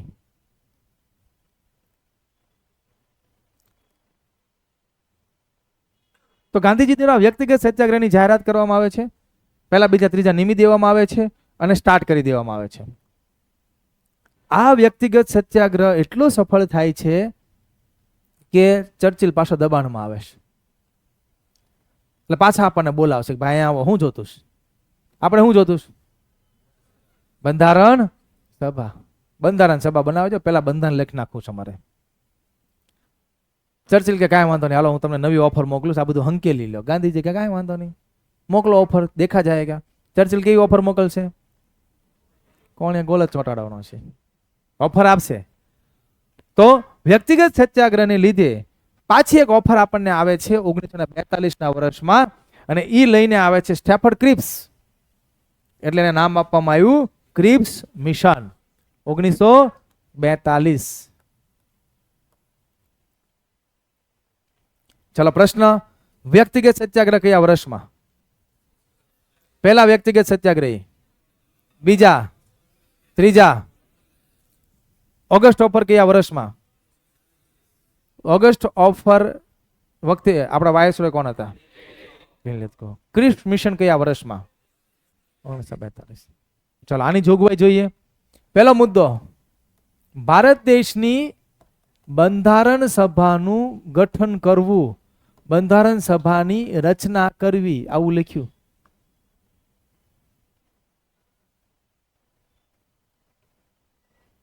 પછી કઈ ન લખ્યું. કઈ રીતે રચના કરી? કયો તો કેટલા સભ્યો લેવા, કઈ રીતે લેવા, ચૂંટણી કરવી, નિમણૂક કરવી, કઈ કીધું જ નહીં. હવામાં તીર. હું એમ કહું હાલો હું બંધારણ ભણાવું, પૂરું. કઈ થાય? ન થાય. એની જેમ બંધારણ સભા બનાવો, પૂરું. એલા ભાઈ કઈક કહેતો ખરી? જાણી જોઈને નથી કીધું, હવામાં તીર. બીજો મુદ્દો, ભારતને એક સંઘ બનાવવાનો. વાહ વાહ, ભારત શું બનશે? સંઘ બનશે. આપણું સપનું હતું, સંઘ તો બનાવવો જ છે, પણ સંઘ બને કઈ રીતના ભાઈ? સંઘ બનાવવા પણ કઈ રીતે બને? તો એ સમયમાં હતા બ્રિટિશ પ્રાંત, બ્રિટિશ પ્રાંત અને દેશી રજવાડા. બેમાં અલગ અલગ શાસન હાલતું હતું. આ બેને ભેગા કરીને શું બને? સંઘ. તો હા, આ તો આપણી ઈચ્છા હતી, સંઘ બને બધું ભેગું કરીને. તો સંઘ બનાવો, ગુડ, મજા આવી. પણ હું તમને એવું લાગે ચર્ચિલ આપણને સારી ઓફર આપે? આપણે સારું થયું આપે? ન આપે. ત્રીજો મુદ્દો કેવો હતો કે દેશી રજવાડાને સ્વતંત્ર રહેવું હોય તો સ્વતંત્ર રહી શકે. હવે તમે જ જો કે સમજાણું કે ન સમજાણું? સમજાણું? તો સમજાણું પણ જો, દેશી રજવાડું સ્વતંત્ર રહે તો સંઘ બને, અને જો સંઘ બનાવો તો આ સ્વતંત્ર રહી શકે. એની ઓફરમાં વિરોધાભાસ જાણી જોઈને મૂક્યો ચર્ચિલે. એટલે ખબર જ છે આપણે આનો શું કરશું? અસ્વીકાર. ભારતીય રાષ્ટ્રીય કોંગ્રેસ અને મુસ્લિમ લીગે બે આનો શું કર્યો? અસ્વીકાર. આવું થોડું હાલે. ગાંધીજીએ પૂછ્યું આ ક્રિપ્સ ને, આ ક્રિપ્સ છે જો ફૂલ મૂડમાં દાંત કેટલા કાઢે જો. કેમ કે ક્રિપ્સ સારો માણસ હતો, એ ત્યાંથી બેગ લઈને આવો, ભારતનો પ્રોબ્લેમ સોલ્વ કરી નાખો. હાથ તો પૂરું જોરદાર. જેવો એ આવ્યો એટલે આ બધા ભારતીયો વાહ આવ્યો આવ્યો ક્રિપ્સ આવ્યો કે વાત જોઈને બેઠા હતા ને. અત્યારે મોદી સાહેબ કંઈક નવી ઓફર આપે કે હવેથી બધાના ખાતામાં 2,000 રૂપિયા દર મહિને મળશે, કેવા રાજી થઈ? પછી નો આવે વાત અલગ છે. તો ક્રિપ્સ આવ્યો, આપણે એમ તો કંઈક નવી ઓફર લઈને આવ્યો. કેવી ઓફર? તો આ લ્યો, આ કોથરામાં બિલાડું કાઢ્યું એને. શું કરવાનું આમાં? આપણે અસ્વીકાર થયો. કેમ કે ગાંધીજીએ પૂછ્યું કે ભાઈ આ બે તો તમે સમજાવો. તો ક્રિપ્સ કે લે તો મારી પાસે પાવર નથી, એ કે મારે ચર્ચિલને પૂછવું પડે. તો નિકલને ભાઈ તો હું તો આવ્યો થોડા આવ્યો. Offer fail, Cripps mission fail, કાંઈ કામમાં ન આવ્યું. આપણો પ્રશ્ન કોન્સ્ટેબલ લેવલનો, ક્રિપ્સ મિશન કયા વર્ષમાં? અને ભારતીય રાષ્ટ્રીય અને મુસ્લિમ લીગ આનો શું કર્યો? અસ્વીકાર. ઇતના આएगा तो भी चलेगा. ઠીક હે? બાકી તો આપણે જીપીએસસી સુધી પણ લીધું. અરે કરી એટલું બધું નહીં કા. ચાલો નેક્સ્ટ. ક્રિસ મિશન ફેલ ગયું 1942. 1943 કાંઈ ન આવ્યું. 1944 પણ કાંઈ ન આવ્યું તો આપણા ભારતીય એક પ્રયત્ન કર્યો. આપણા ભારતીય હતા રાજગોપાલાચારી એને એક ફોર્મ્યુલા આપી, રાજગોપાલાચારી ફોર્મ્યુલા અથવા રાજાજી ફોર્મ્યુલા. 1944 અત્યાર સુધી યાદ છે ને? માહિનું ભૂલતા નથી ગયા ને? બંધારણ સભાની સૌપ્રથમ માંગ કોને કરી? કયા વર્ષમાં? ભારતીય રાષ્ટ્રીય કોંગ્રેસ. નહેરુ રિપોર્ટ કોને રજૂ કર્યો? કયા વર્ષમાં રજૂ કર્યો? નહેરુ રિપોર્ટને શું કહેવામાં આવે? ભારત દેશનું બંધારણ બનાવવાનો પહેલો પ્રયત્ન એટલે નહેરુ રિપોર્ટ. ભારત દેશની બંધારણ સભાની માંગનો સ્વીકાર શેના આધારે થયો? કયા વર્ષમાં? પહેલા વ્યક્તિગત સત્યાગ્રહી કોણ હતા? બીજા? ત્રીજા? ક્રિસ મિશન કયા વર્ષમાં આવ્યું? 1942. પહેલું વિશ્વ યુદ્ધ ક્યારે થયું? બીજું ક્યારે થયું? 1939, 1945. આપણે ચાલુ કર્યું ત્યારે લગભગ ઘણું બધું નહોતી ખબર, અને અત્યારે કાંઈક ખબર પડી, કાંઈક ખબર પડી, થોડું યાદ પણ રહ્યું. તમારી જાતને તમારે પૂછવાનું મને કેટલું યાદ રહ્યું? એટલું તો કે તમારે 1 કલાક સફળ. કાંઈક યાદ રહ્યું એટલે સફળ. તો બેઠા હું તો યાદ રાખવાનો હંમેશા પ્રયત્ન કરવાનો, ખાલી બેઠું નહીં રહેવાનું. અને ખાલી બેઠું રહેવું હોય ને તો બહારથી એક પાણકો લઈને આવવાનું. તમારી જગ્યા પર પાણકો મૂકી દેવાનું, તમારે બહાર વી જવાનું. લેક્ચર પૂરો થાય પાછું વી આવવાનું. સમજાણું કે ન સમજાણું? મતલબ તમારે પાણકાની જેમ પડ્યું નથી રહેવાનું અહીંયા. અને જો પાણકા જેમ જ પડ્યું રહેવું પાણકો લઈને મૂકી જવાનો. બાકી તમે બેઠા છો તો મેન્ટલી અને ફિઝિકલી પ્રોપર હાજર રહેવાનું. બેઠા બેઠા ઘરના વિચાર નહીં કરવાના કે મારે હંજવારી પોતા બાકી રહી ગયા, ભાઈઓને તો મારે હવા પુરાવાનું બાકી રહી ગયું, પેટ્રોલ પુરાવાનું બાકી રહી ગયું. ઘણા બેઠા બેઠા ક્યાંક બીજે આંટા મારતા હશે કે 15મી ઓગસ્ટ સ્વતંત્રતા દિવસ હતો, મજા આવી ગઈ. તો એવું બેઠા બેઠા તમારે ભટકવાનું નથી. કેમ કે મને ખ્યાલ છે કે તમે બધા 100% અત્યારે હાજર ન રહી શકો. 15-20 મિનિટના અંતરાલમાં તમે એકવાર તો બહાર આંટો મારી આવો મેન્ટલી. ઘણા ફિઝિકલી બેઠા હોય અહીંયા. હું ભણાવતો ને હાય પાડતા ઓગસ્ટ ઉપર મગજ ક્યાંક બીજે હોય કે મારે આજ રમવા જવાનું છે, હું ઓલી ક્રિકેટમાં હું આઉટ થઈ ગયો, ક્રિસ જોરદાર. પણ મેન્ટલી ક્યાં હાજર હોય? બીજે હોય. એવું નહીં કરવાનું. તો એ 100% મેન્ટલી અને ફિઝિકલી તમારી પ્રેઝન્સ અહીંયા હોવી જોઈએ. સ્પર્ધાત્મક યુગમાં કોઈ દિવસ લેક્ચરમાં તમારે ભટકવાનું નહીં, નહીં અને નહીં. શીખવાનું જ, યાદ રાખવાનું જ ને. નો યાદ રે, ભૂલાઈ જતું હોય તો લખ કરવાનું બેઠા બેઠા. લખ્યા કરો ઓગસ્ટ ઉપર 1940 ઓગસ્ટ લખો 5 વાર બેઠા બેઠા. એના બહુ મજા આવશે, યાદ રહેશે, ઊંઘ નહીં આવે. કેમ કે ઊંઘને કોઈ અવકાશ નથી. કરિયર બનાવવાનું છે, ઊંઘને કોઈ અહીંયા અવકાશ નથી. એટલે પરફેક્ટ 100% એનર્જી. ભણવાનું ચાલુ કરીએ ફૂલ મૂડમાં બેઠા હોય, આ તો બંધારણ છે પાડી દેવાનું, બંધારણ 100 માંથી 100 મારે એટલે ટૂંકમાં જે હોય 30 માંથી 30 લેવાનું થાય. બંધારણ સભા જોરદાર, બાળ ગંગાધર તિલક, સ્વરાજ બિલ, હા મસ્ત જોરદાર. ઓગસ્ટ ઉપર ક્રિસ મિશન ધ્યાન રાખવાનું. એનર્જી પૂરી થતી જાય, ડાઉન થતા જાય, ટેકા લેવા મને તો એમ થવાનું નહીં. યાદ રહેશે ને? તમને દેખાય છે ને? હું નહીં અહીંયા ભણાવું, દેખાય છે ને? ઠીક, તો વાંધો નહીં. ઓકે, રાજાજી ફોર્મ્યુલા કયા વર્ષમાં? 1944માં. તો આ રાજગોપાલાચારી છે એ એવું કહે છે કે ભાઈ એક કામ કરો, આ બે બાજ કરે છે અંદરો અંદર. આ કે પાકિસ્તાન જોતું છે, ભાગલા પાડો, ભાગલા પાડો. આણે એવું કીધું કે એક કામ કરો, પેલા તમે બે હંપી જાઓ અને અંગ્રેજો પાસેથી પેલા આઝાદી લઈ લો. પેલા આ કામ પતાવો, આઝાદી લેવાનું. આઝાદી મળી જાય પછી નક્કી કરો ભારત પાકિસ્તાનના ભાગલા પાડવાશ કે નહીં. અને જો ભાગલા પાડવા નક્કી થઈ જ જાય તો મુસ્લિમ વિસ્તારોમાં મત લો કે એમને શું કરવું. આ હતી રાજગોપાલાચારી ફોર્મ્યુલા કે ભાગલા ન પાડો, આઝાદી લઈ ગયો પછી નક્કી કરો, અને જો નક્કી થઈ જાય ભાગલાનું તો મત લ્યો. જેવી આ ઓફર આપીને એટલે મુસ્લિમ લીગે વિરોધ કર્યો કે નહીં, અમારે પાકિસ્તાન જોતું જ છે. એટલે એને ના પાડે કે અમને આ મંજૂર નથી. તો ભારતીય રાષ્ટ્રીય કોંગ્રેસે કીધું તો તું જવા દે, અમારે તારી કઈ જરૂર નથી, તારે નો રહેવું, અમારે તને હારો રાખવાનો થતો નથી. બંને અસ્વીકાર કરી દીધો.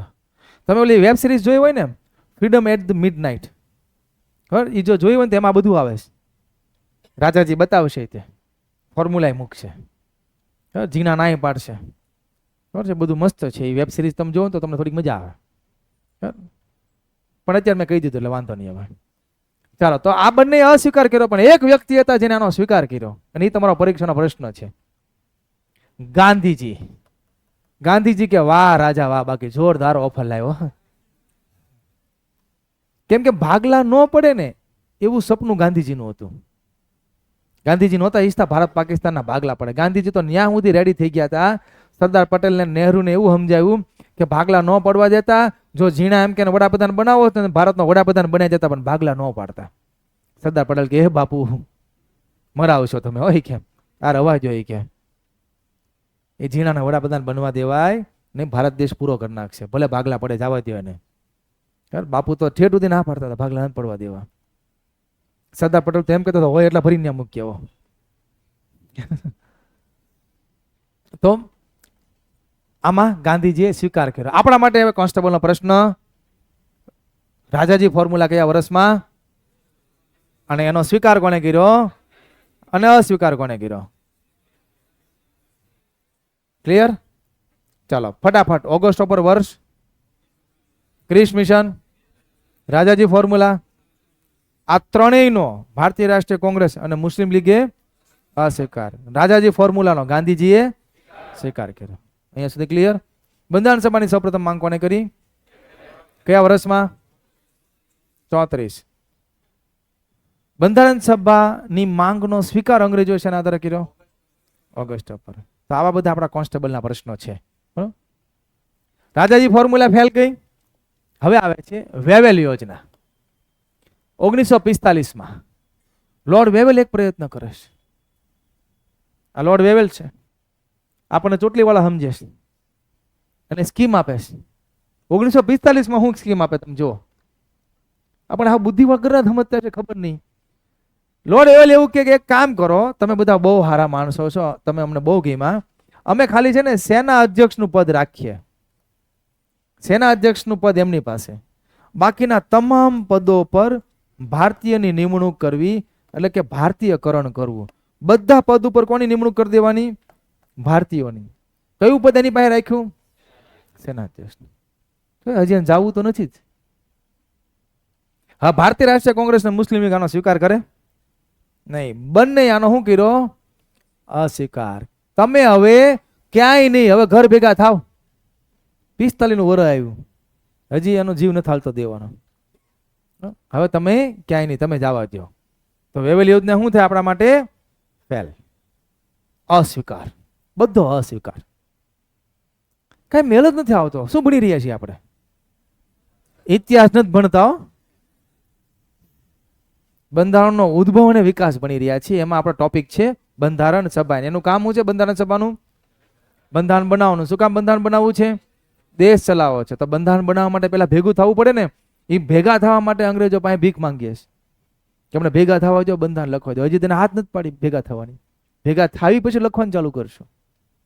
તો માંગ કરતા કરતા આપણે માંગીએ, અંગ્રેજો ઓફર આપે, આપણે માંગીએ, અંગ્રેજો ઓફર આવે, કાંઈ સમાધાન ન થાય. આ બધા પ્રયત્ન બધા ફેલ. અને 1945ના વર્ષમાં બીજું વિશ્વયુદ્ધ પૂરું થઈ ગયું. આખું વિશ્વયુદ્ધ આમાં નામાં જ ગયું આપણું. તો ક્યારે ચાલુ થયું હતું? ક્યારે પૂરું થયું? જેવું પૂરું થયું એટલે બ્રિટનમાં ચૂંટણી આવી, અને એ ચૂંટણીમાં ચર્ચિલ હારી ગયો. કન્ઝર્વેટિવ પાર્ટી ગઈ અને સત્તામાં આવી લેબર પાર્ટી, અને એના વડાપ્રધાન બન્યા ક્લેમન્ટ એટલી. અને ક્લેમન્ટ એટલી આપણા માટે સારો માણસ. મોઢું જોવો તેમ લાગે ના ના સારો માણસ છે. ગુલાબ જાંબુ ખવડાવીએ બિચારાને. ઓલાને જોયું તેમ થતું હતું કે લખ્યું નથી ગુલાબ છે તો બીજે. સારો માણસ છે. અને ભારત દેશને આઝાદી ક્લેમન્ટ એટલીના સમયમાં જ મળી હતી. આ પીએસઆઈમાં પૂછાયેલો પ્રશ્ન છે. કે ભારત દેશની આઝાદી કોના સમયમાં મળી છે?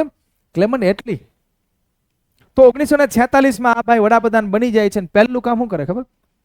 એની પાર્લામેન્ટમાં એક ખરડો પસાર કરે. આપણે જેને સંસદ કહીએ ને એને બ્રિટનમાં પાર્લામેન્ટ કહેવાય. આપણી સંસદ બ્રિટનની એની પાર્લામેન્ટમાં એક ખરડો પસાર કર્યો. એ ખરડો હતો ભારત દેશની બંધારણ સભાના ગઠન કરવાનો, બંધારણ સભાની રચના કરવાનો ખરડો પસાર કરી નાખ્યો આવતા વેત 46માં જ તે. અને પસાર કરીને એને ભારત મોકલ્યો, અને ભારત 3 જણાને મોકલ્યા. એ 3 જેવા તેવા નહીં, એ 3 કેબિનેટ મિનિસ્ટરો મોકલ્યા. એને મોટી વાત કહેવાય કેબિનેટ મિનિસ્ટરને મોકલવા. એટલે કેબિનેટ મિનિસ્ટર એટલે ખબર પડે, સૌથી ઉચ્ચ કક્ષાના મંત્રી હોય ને કેબિનેટ મંત્રી કહેવાય. આપણા ભારત દેશમાં કેબિનેટ મંત્રી આવે જેની પાસે ગૃહ મંત્રાલય હોય, વિદેશ હોય, નાણાં હોય, રેલવે હોય, આવા મંત્રાલયો જેની પાસે હોય એ કેબિનેટ મિનિસ્ટર બની જાય. જેમ કે હાલમાં આપણા ગૃહમંત્રી કોણ છે? હાલમાં અમિત શાહજી છે. તો એ કેવા મિનિસ્ટર કહેવાય? કેબિનેટ મિનિસ્ટર કહેવાય. તો ઉચ્ચ કક્ષાના થઈ ગયા. તો આવા કેબિનેટ મિનિસ્ટરોને એટલી મોકલ્યા ભારત કે જાઓ તમે આ યોજના લઈને જાઓ, ભારતની બંધારણ સભાનું ગઠન કરાવવાનું કયો. અને 3 કેબિનેટ મિનિસ્ટરો આવ્યા. એ 3માં તો પેથિક લોરેન્સ, એવી એલેક્ઝાન્ડર અને સ્ટેફર્ડ ક્રિપ્સ. અને આ મિશનનું નામ પડ્યું કેબિનેટ મિશન યોજના. તારીખ સહિત યાદ રાખવાનું, 24 માર્ચ 1946. તારીખ ડાયરેક્ટ પૂછશે આની. અને પરીક્ષામાં જો તમને પૂછશે August offer, August Cripps, Wavell, Rajaji અને કેબિનેટ, આ બધામાં જો તમને પૂછશે તો કેબિનેટ પૂછશે. એટલું આઈએમપી છે આ બધામાં. હમણાં 9 તારીખે જીપીએસસી ગઈ, એ જીપીએસસીમાં કેબિનેટ પૂછેલું છે. તો કેબિનેટની પ્રાયોરિટી હંમેશા પહેલા રહે. આટલું આઈએમપી છે. બંધારણ સભાની માંગ આવે ને એટલે તમારે એમએન રોય જ યાદ રાખવાનું. પછી આ બધી ઓફરો આવે ને અંગ્રેજોની, એમાં ઓગસ્ટ ને કેબિનેટ 2 પરફેક્ટ યાદ રાખવાનું. ઓગસ્ટ ઓફર અને કેબિનેટ. બાકી બધું હિસ્ટ્રીના સંદર્ભમાં છે, ઇતિહાસમાં બી તમારે આવશે, એટલે હિસ્ટ્રીના સંદર્ભમાં કામ લાગશે. તો કઈ તારીખે કેબિનેટ મિશન? કેમ કેબિનેટ એવું નામ પડ્યું? કારણ કે આ બધા કેવા છે? Cabinet minister. એમાં પેથિક લોરેન્સ ઉકલે છે. આમ તો હું લખી છે નહીં ઉકલે. Pethick Lawrence. આ છે સ્ટેફર્ડ ક્રિપ્સ. આ ઉલો જ થયો 1942માં જે આવ્યો હતો ને ક્રિપ્સ, એ પાછો આવે છે. Stafford Cripps. આ છે એવી એલેક્ઝાન્ડર.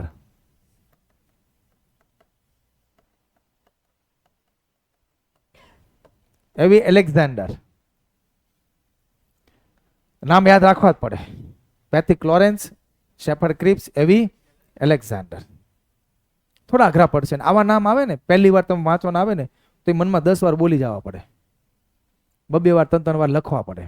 કેમ કે આ નામથી આપણે ફેમિલિયર ન હોઈએ, રૂટીનમાં આપણા જીવનમાં નામ ન હોય. તમારી બાજુમાં બેઠો કોઈ પેથિક લોરેન્સ? કોઈની બાજુમાં એવી એલેક્ઝાન્ડર હોય કે એવું કંઈ? આપણે ગંજો મુંજો લાલ્યો આવા નામ હોય, જો એ નામ હોય તો આપણે કંઈ વારંવાર લખવા ન પડે, ઓટોમેટિક આવડી જાય. પણ આ નામ ગોખવા પડે, આની સંધિ ન છોડવાની હોય, યાદ રાખવા જ પડે. યાદ રાખવાની શું કરવું પડે? લખવું પડે કે 5-10 વાર બોલવું પડે મનમાં, તો યાદ રહે. થોડો ટાઈમ લાગે યાદ રાખતા. કોને યાદ રહી ગયા?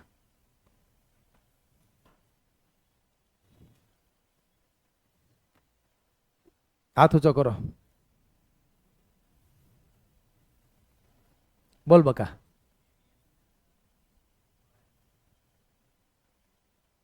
સ્ટેફર્ડ ક્રિપ્સ બોલો તો.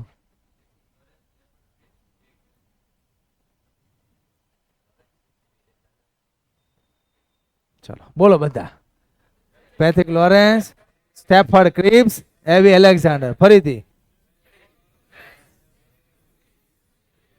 હજી એક વાર.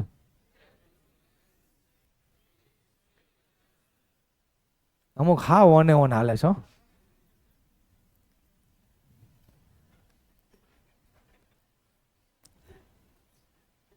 ખાલી આમ જ કરે, બોલતા નથી. મારે સમજો નહીં હું બોલે છે, એને કઈ નહીં સમજવાનું. સમૂહમાં હાલી ગયા. અમુક તો બાજુવાળાને લાભે હાલી ગયા. ઓલો બોલે પેથિક લોરેન્સ, ક્રિપ્સ, એલેક્ઝાન્ડર. અમુક સ્ટેપ ત્યાં એલેક્ઝાન્ડર પૂરો થઈ ગયો હોય, પેથિક લોરેન્સ બોલે એલેક્ઝાન્ડર પૂરો થઈ ગયો હોય. નામ જ એવા છે, બોલવામાં થોડીક તકલીફ પડે. તો 3 નામ યાદ રહી ગયા. આમાં અધ્યક્ષ કોણ હતું?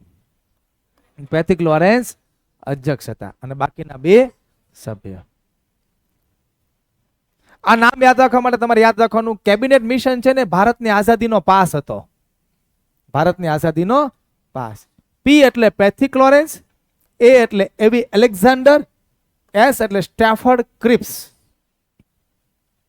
તો કેબિનેટ શું છે? પાસ. ભારતની આઝાદીનો પાસ. કેમ કે અહીંથી જ આપણી બંધારણ સભાનું ગઠન થાય છે. હવે આની જોગવાઈ આટલું યાદ રહી ગયું. ચાલો, કેબિનેટ મિશન યોજના તારીખ સહિત, અધ્યક્ષ, અન્ય 2 સભ્ય. ઓકે. પહેલો મુદ્દો ને ખૂબ અગત્યનો, બંધારણ સભાનું ગઠન. આપણી બંધારણ સભાની રચના કેબિનેટ મિશન યોજનાના આધારે થઈ. બંધારણ સભાનું ગઠન કે બંધારણ સભાની રચના શેના આધારે થઈ? કેબિનેટ મિશન યોજનાના આધારે.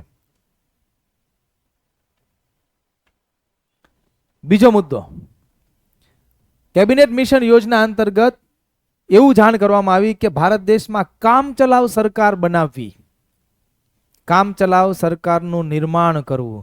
ઘણી જગ્યાએ શબ્દ લખ્યો હોય છે વચગાળાની સરકારનું નિર્માણ કરવું. ઘણી જગ્યાએ શબ્દ લખ્યો હોય છે અંતરિમ સરકારનું નિર્માણ કરવું. તો અંતરિમ સરકાર, વચગાળાની સરકાર કે કામચલાઉ સરકાર, તઈને એક જ છે. ટેમ્પરરી, થોડા સમય માટેનું મંત્રીમંડળ બનાવવાનું. આઝાદી ન મળે ને ત્યાં સુધીનું. હાલમાં છે ને મોદી સાહેબનું મંત્રીમંડળ. મોદી સાહેબના મંત્રીમંડળમાં કોઈક રેલવે મંત્રી, કોઈક વિદેશ, કોઈક નાણાં, બરાબર છે. તો એવી રીતના એ સમયમાં પણ બધા મંત્રાલયો ફાળવવાના હતા. એ મંત્રાલયો ફાળવ્યા એટલે એને શું કર્યું કહેવાય? કામચલાઉ સરકારનું નિર્માણ કર્યું કહેવાય. અને બીજું અહીંયા છે બંધારણ સભાનું ગઠન અથવા રચના કેબિનેટ મિશનના આધારે થઈ. ખૂબ અગત્યનો પ્રશ્ન. ભારત દેશની બંધારણ સભાનું ગઠન કે આપણી બંધારણ સભાની રચના શેના આધારે થઈ? કેબિનેટ મિશન યોજનાના આધારે. બંધારણ સભાની માંગનો સ્વીકાર શેના આધારે થયો? તો ઓગસ્ટ ઓપરમાં અંગ્રેજોએ આપણી માંગ સ્વીકારી લીધી હતી કે બંધારણ સભા બનાવજો, પણ બની નથી. બની શેના આધારે? કેબિનેટના આધારે બની. ગઠન શેના આધારે થયું? કેબિનેટના આધારે. રચના શેના આધારે થઈ? કેબિનેટના આધારે. પણ માંગ ક્યારે સ્વીકારાઈ ગઈ? હા, ખબર પડી ગઈ ને? 2 પ્રશ્નો ખૂબ અગત્ય છે ને આ 2 પ્રશ્ન પરીક્ષામાં ભેગા થાય કે બંધારણ સભાનું ગઠન શેના આધારે થયું. ઓપ્શન એમાં ઓગસ્ટ ઓપર હશે, બી માં હશે ક્રિપ્સ, સી માં હશે કેબિનેટ અને ડી માં હશે વેવેલ. તો શું ટીક કરશો? કેબિનેટ. કારણ કે ગઠન શેના આધારે થયું? કેબિનેટના. ક્લિયર અહીંયા સુધી? આગળ વધીએ. તો કામચલાઉ સરકાર બનાવવાની કીધી હતી. કામચલાઉ સરકાર જ્યારે બનાવવાની હતી ત્યારે આપણા વાયસરોય એ સમયમાં હતા, એ અધ્યક્ષ બની ગયા એ સરકારના, અને જવાહરલાલ નહેરુ આ સરકારના ઉપાધ્યક્ષ બની ગયા. કામચલાઉ સરકાર એ પછી જોઈએ. આ કામચલાઉ સરકાર પહેલા આપણે જોઈએ કે આપણી બંધારણ સભાની અંદર કેટલા સભ્યો લેવાના હતા એ વાત. ગઠન કરીએ. કેબિનેટમાં લખ્યું છે ને બંધારણ સભાનું ગઠન કરો. ન સમજાતું હોય તો હાથ ઊંચો કરીને પૂછજો. કોઈ પણ લેવલે ન સમજાય તો ભલે ડેમો રહ્યો. ઘણા એમ થાય ડેમો છે ને ક્યાં પૂછવું, ફી ભરી નથી, ખોટું પૂછાય નહીં એમ. તો પૂછી લેજો બિંદાસ.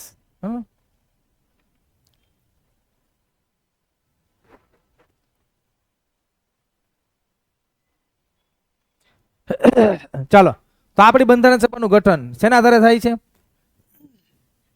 કેબિનેટના આધારે. તો આ સભ્યો જે બેઠા છે આ બધા ભારતીયો છે.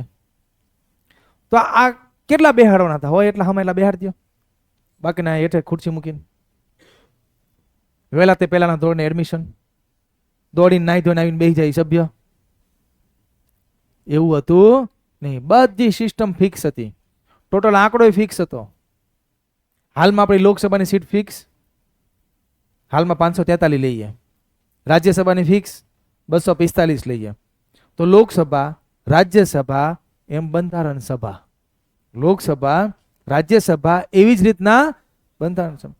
જો લોકસભા રાજ્યસભાની સીટ ફિક્સ હોય તો બંધારણ સભાની શું હતી? ફિક્સ. કેટલી હતી? 389. ટોટલ કેટલા સભ્ય લેવાના હતા? 389 લેવાના હતા. કેમ ભાઈ 389 400 ની 500 ની આંકડો જ કેમ લીધો? તો કે આ સીટ વસ્તીના આધારે નક્કી થઈ હતી. કેટલી વસ્તી એક સીટ રાખી હતી? 10 લાખની વસ્તીએ એક સીટ. તો એ સમયમાં જેટલી વસ્તી છે એ મુજબ કેટલી સીટ નક્કી થઈ? 389. આ સીટ 3 સમુદાયમાં વિભાજિત હતી: સામાન્ય, મુસ્લિમ અને શીખ.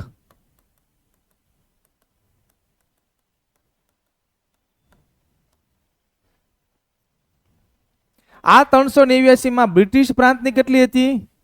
296. દેશી રજવાડાની કેટલી હતી? 93. બ્રિટિશ પ્રાંતમાં પાછા બે ભાગ હતા: ગવર્નર પ્રાંત જેમાં હતી 292 અને ચીફ કમિશનરી પ્રાંત જેમાં હતી 4. તો 292 વત્તા 4 એટલે 296. એ 4 માં કઈ પાછી? દિલ્હી, કુર્ગ, અજમેર, બલુચિસ્તાન. દિલ્હી, કુર્ગ, અજમેર, બલુચિસ્તાન. કુર્ગ એટલે હાલનું કર્ણાટક. દિલ્હી તો દિલ્હી છે. અજમેર એટલે હાલમાં રાજસ્થાન બાજુનો વિસ્તાર. બલુચિસ્તાન એ હાલમાં ક્યાં છે પાછું? પાકિસ્તાન. ડખા હાલે ને અત્યારે બહુ વિરોધ હાલે છે ને, એને સ્વતંત્ર થવું છે.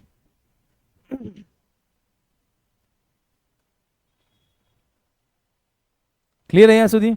ફટાફટ કુલ સીટ કેટલી નક્કી થઈ? બ્રિટિશ પ્રાંત, દેશી રજવાડા, બ્રિટિશ પ્રાંતમાં ગવર્નર પ્રાંત અને ચીફ કમિશનરી પ્રાંત. તમને તો આવું કેમ? તો કે આ શાસન વ્યવસ્થા હતી એ સમયની. પહેલા શું હતું કે બ્રિટનની અંદર આપણે પહેલા ભારત દેશમાં મેન કોણ હતું? વાયસરોય હતો. આખા ભારતમાં મેન રાજા કોણ? વાયસરોય. રાજા મતલબ મેન પાવર એની પાસે. એ વાયસરોય ભારત દેશમાં બે ભાગમાં શાસન કરતો. અમુક જગ્યાએ હતા બ્રિટિશ પ્રાંત અને અમુક જગ્યાએ હતા દેશી રજવાડા. ફરક શું આમાં શાસનમાં? તો કે બ્રિટિશ પ્રાંત 100% કોના અંડરમાં? વાયસરોયની અંડરમાં. એમાં એને કોઈને પૂછો નહીં, પોતાના અંડરમાં આખો વિસ્તાર.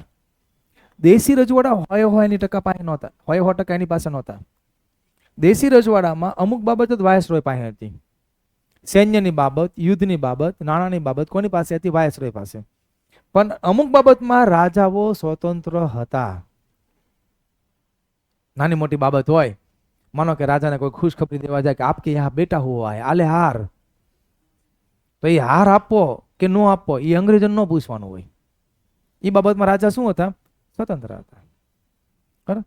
તો અમુક બાબતમાં રાજાઓ સ્વતંત્ર હતા. આ 100% કોની અંડરમાં? વાયસરોયની અંડરમાં. બ્રિટિશ પ્રાંતમાં પાછા બે ભાગ હતા: ગવર્નર પ્રાંત હતા અને ચીફ કમિશનરી પ્રાંત હતા. હવે આજે ગવર્નર પ્રાંત પાડ્યા થાય ને, એમાં એક એક ગવર્નર મૂક્યો હતો, જેને હાલમાં આપણે રાજ્યપાલ કહીએ. એ સમયમાં શું કહેવાતું? ગવર્નર. તે ગવર્નર હતો. ચીફ કમિશનરી પ્રાંતમાં કોઈ ગવર્નર નહીં, એ સીધું વાયસરોયની અંડરમાં. હવે આ વાયસરોય શું છે? એ સર્વે સર્વા હતો નહીં. વાયસરોય પાછો કોનું કીધું કરતો? તો કે બ્રિટનમાં બેઠો તો ભારત સચિવ. આ પદ બ્રિટનમાં હતું. એ ભારત સચિવની અંડરમાં વાયસરોય હતો. હવે ભારત સચિવ પાછો કોના અંડરમાં કામ કરતો હતો? તો કે બ્રિટનના વડાપ્રધાનની અંડરમાં કામ કરતો હતો. તો ગવર્નર કોની અંડરમાં? વાયસરોય. વાયસરોય કોની અંડરમાં? ભારત સચિવ. ભારત સચિવ કોની અંડરમાં? પીએમ. પીએમ કોની અંડરમાં? તો કે એની રાણી હતી એના અંડરમાં કામ કરતો. એ રાણી કોના અંડરમાં કામ કરે? નો કરે રાણી કહેવાય. નહીં, રાણી રાણી કહેવાય. હવે રાજાનું નથી હાલતું અહીંયા. આપણે હાલમાં તે તકલીફ પડે છે. તો બ્રિટનની રાણી જે છે એ આદેશ આપે એના વડાપ્રધાનને. એના વડાપ્રધાન, હવે જો બ્રિટન ખાલી ભારત ઉપર શાસન નહોતું કરતું, બ્રિટન અડધા વિશ્વ ઉપર શાસન કરતું હતું. એટલે આ વડાપ્રધાનની પાસે તો જેટલા એરિયા, જેટલા દેશ ઉપર શાસન બધા એની પાસે હતા. એટલે વડાપ્રધાન શું કરતા? ભારત સચિવને કહી દે ભાઈ ભારત તારી પાસે છે, તું ભારત જોઈ લે છે. એ ભારત સચિવ બ્રિટનમાંથી ફોન કોને કરશે? વાયસરોયને, કે ભાઈ જોજો હરખું વ્યવસ્થિત. એ કે કેટલા પૈસા જોતા બોલો ને. એ સીધો કોને કરશે ફોન? ગવર્નર. આ શાસન વ્યવસ્થા કહેવાય, આ બંધારણ કહેવાય. આવું માળખું એને શું કહેવાય? બંધારણ. આ અંગ્રેજોની સિસ્ટમ છે, આપણી નથી. એટલે સીટ ક્યાં વેચવાની થાય? બ્રિટિશ પ્રાંત અને દેશી રજવાડા. બરાબર. એટલે બ્રિટિશ પ્રાંતને કેટલી આપી? 296. દેશી રજવાડાને કેટલી આપી? હવે સમજાઈ ગયું આખું સિસ્ટમ. એટલે આ રીતના સીટ વેચવામાં આવી. જો આવું કઈ ન હોત તો ડાયરેક્ટ સીટ આપી દેવાની થાત. હવે આ 296 પસંદ કઈ રીતે કરવાના? હગાવાલાને લઈ આવવાના નહીં. ચૂંટણી કરવાની. કેવી? પરોક્ષ ચૂંટણી. પ્રત્યક્ષ નહીં પણ પરોક્ષ. એ ખબર પડે પાછી પ્રત્યક્ષ પરોક્ષ ચૂંટણી? એ નહીં ખબર પડતી હોય. પ્રત્યક્ષ ચૂંટણી એટલે આપણે કોઈને મત આપીને વિજેતા થઈ જાય, એ પ્રત્યક્ષ ચૂંટણી. પરોક્ષ ચૂંટણીમાં જે ચૂંટાયેલા સભ્યો છે એમનામાંથી કોઈને ચૂંટીને આગળ મોકલે તો એ કેવી ચૂંટણી થઈ જાય? પરોક્ષ. ઉદાહરણ તરીકે જો લોકસભાની ચૂંટણી કેવી? પ્રત્યક્ષ. હમણાં આવતા વર્ષે 2027માં વિધાનસભાની ચૂંટણી આવશે ગુજરાતની. કેવી થશે? પ્રત્યક્ષ. આપણે બધા મત આપશું. તો આ પ્રત્યક્ષ, જેમાં આપણે મત દેવા જઈએ. પરોક્ષ ચૂંટણી જેમ કે રાષ્ટ્રપતિની ચૂંટણી. કોઈ ગયું મત દેવામાં? કદાચ કોઈ ગયું હોય તો હાથ ઊંચો કરો. તો કોઈકને ફોન બોન આવ્યો હોય, નો ગયા હોય. કેમ કે રાષ્ટ્રપતિની ચૂંટણીમાં મત કોણ આપે? સંસદ સભ્ય, ધારાસભ્ય હોય. એવો એક સંસદ સભ્ય અહીં બેઠો હોય, એમ કોન્સ્ટેબલની તૈયારી કરતો હોય, એમ એ હાથ પેઢીનું કરીને બેઠો હોય. એ કાંઈ ન કરે ને તો એને કાંઈ જરૂર નથી. એ કાંઈ કોન્સ્ટેબલની તૈયારી કરે નહીં. તો એ રાષ્ટ્રપતિની ચૂંટણી કેવી થઈ? પરોક્ષ. રાજ્યસભાની ચૂંટણી પરોક્ષ. અને બંધારણ સભાના આ 296 સભ્યની ચૂંટણી પરોક્ષ. એમાં આપણે સીધો ભાગ લીધો નહીં. પહેલા ચૂંટણી થઈ હતી 1585 સભ્યની. આ પ્રત્યક્ષ થઈ હતી, આપણે ચૂંટ્યા. આ 1585 માંથી કેટલા લેવાના હતા? 296. તો એ લોકો પસંદ કરવાના હતા, આ લોકો. એટલે કેવી થઈ ગઈ? પરોક્ષ. અને 93 ની શું હતી? નિમણૂક. આની કોઈ ચૂંટણી નહોતી, આની નિમણૂક હતી. રાજા છે ને લાગતા વળગતા કહી દે, જાતો મુના જોયા બંધારણ સભામાં હું હાલે. ચૂંટણી બૂટણી કરવાની નહીં. શું કરવાની? સીધી નિમણૂક. ચાલો ફટાફટ. બંધારણ સભાની અંદર કુલ કેટલી સીટ નક્કી કરવામાં આવી? તેના આધારે કેટલી વસ્તી? 1 સીટ. 389 માંથી બ્રિટિશ પ્રાંતની કેટલી? દેશી રજવાડા. બ્રિટિશ પ્રાંતની ચૂંટણી કે નિમણૂક? કેવી ચૂંટણી? બરોબર. દેશી રજવાડાની નિમણૂક. આટલું ખાસ યાદ રાખવાનું રહેશે. પછી આ લેવલે કોન્સ્ટેબલમાં ના જાય કે 296 માં 292 ગવર્નર પ્રાંત, 4 ચીફ કમિશનરી પ્રાંત.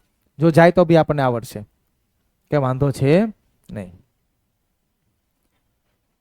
તો બંધારણ સભાની અંદર જે કાંઈ મેં તમને ભણાવ્યું એ મુજબ કે બ્રિટિશ પ્રાંત, દેશી રજવાડા હતા. બ્રિટિશ પ્રાંતની કેટલી સીટ? 296. દેશી રજવાડા 93. સીટ શેના આધારે નક્કી? વસ્તી. કેટલી વસ્તી? 1 સીટ. કેટલા સમુદાયમાં વિભાજિત? 3. કયા? 3 સમુદાયમાં સીટ વિભાજિત હતી. બરાબર. હવે એક વાત યાદ રાખી લો, આખા બંધારણમાં જ્યાં જ્યાં પરોક્ષ ચૂંટણી લખ્યું હોય ત્યાં તમારે એક લાઈન યાદ રાખી લેવાની. એકલ સંક્રમણીય મત પદ્ધતિ. પરોક્ષ ચૂંટણી આવે એટલે કઈ સિસ્ટમ હોય? એકલ સંક્રમણીય મત પદ્ધતિ અને સમપ્રમાણ પ્રતિનિધિત્વ. પ્રત્યક્ષ ચૂંટણી લખી હોય એટલે ત્યાં તમે યાદ રાખી લ્યો, પ્રત્યક્ષ ચૂંટણીમાં first past the post system, એટલે કે સૌથી વધુ મત મેળવનાર વિજેતા આ પ્રત્યક્ષ ચૂંટણીમાં હોય. ને પરોક્ષમાં શું લખવાનું? એકલ સંક્રમણીય મત પદ્ધતિ. એ રાષ્ટ્રપતિની હોય, રાજ્યસભાની ચૂંટણી હોય કે બંધારણ સભાના બ્રિટિશ પ્રાંતની ચૂંટણી હોય, બધામાં પરોક્ષ અને બધામાં શું લખી નાખવાનું? એકલ સંક્રમણીય મત પદ્ધતિ. તો પેલા 1585 ની ડાયરેક્ટ ચૂંટણી થઈ અને એમાંથી કેટલા પસંદ કર્યા આપણે? 296. યાદ રહી ગયું? અત્યાર સુધીનું બધું યાદ રહી ગયું? ચાલો જોઈએ.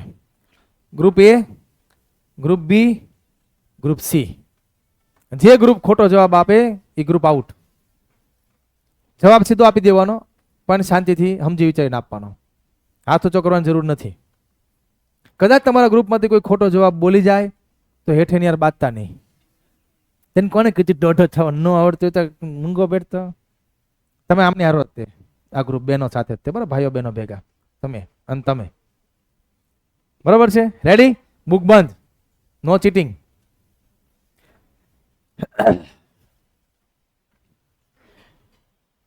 જોઈએ કેટલું યાદ રહ્યું. હા, મેં તમને કીધું હતું ને, હું પૂછીશ છેલ્લે, ચેક કરીશ કે કેટલું યાદ રહ્યું.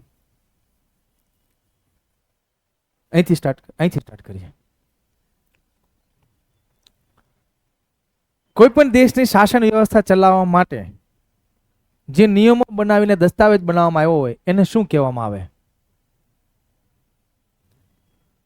આટલો બધો અઘરો પ્રશ્ન છે. કોઈ પણ દેશની શાસન વ્યવસ્થા ચલાવવા માટે એને શું કહેવાય? બંધારણ. ખબર પડી? 33% અનામત સરકાર શું કામ આપે છે? ખોટો ન લગાડતા, પણ સાચું કહી દેવા મારે ટેવ છે. બહુ ન કહેવાય, ગાલથી આવશે નહીં.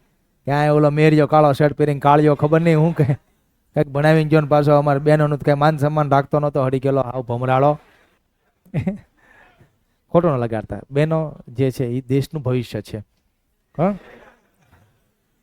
આપણા ભારત દેશના રાષ્ટ્રપતિ કોણ છે? દ્રૌપદી મુર્મુ મહિલા જ છે. દેશના, ભારત દેશનું સર્વોચ્ચ પદ એમની પાસે છે. એટલે તમે ખરેખર જોરદાર છો. બરાબર, ફી ભરાઈ જાય પછી વાત.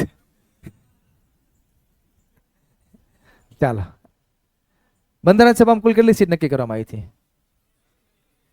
બંધારણ સભાનું ગઠન છે ને આધારે થયું હતું. કેબિનેટ મિશન કઈ તારીખે? 1946. બંધારણ સભાની માંગનો સ્વીકાર અંગ્રેજોએ શેના દ્વારા કર્યો? કયા વર્ષમાં? પહેલા વ્યક્તિગત સત્યાગ્રહી કોણ હતા? બીજા? કયા વર્ષમાં વ્યક્તિગત સત્યાગ્રહ? હમણાં બ્રહ્મદત્ત દીકપાના હતા.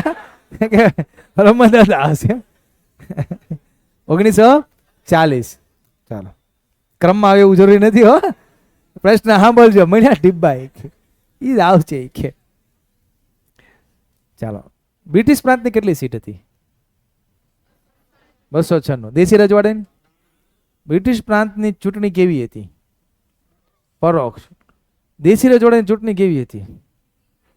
ચૂંટણી નહોતી, નિમણૂક હતી. પાકું શ્યોર? 389 સીટ જે છે એ શેના આધારે નક્કી થઈ હતી? કેટલી વસ્તી એક છે? કયા 3 સમુદાયમાં વિભાજિત? કયા? મુસ્લિમ અને શીખ. નહેરુ રિપોર્ટ કોણે રજૂ કર્યો? કયા વર્ષમાં? 1928. એને આપણે શું કહીએ? બંધારણની. બંધારણ સભાની સૌપ્રથમ માંગ કોને કરી? કયા વર્ષમાં? ભારતીય રાષ્ટ્રીય કોંગ્રેસે ક્યારે માંગ કરી? 34માં. પહેલું વિશ્વયુદ્ધ ક્યારે થયું? બીજું? ભારત દેશને આઝાદી કોના સમયમાં મળી?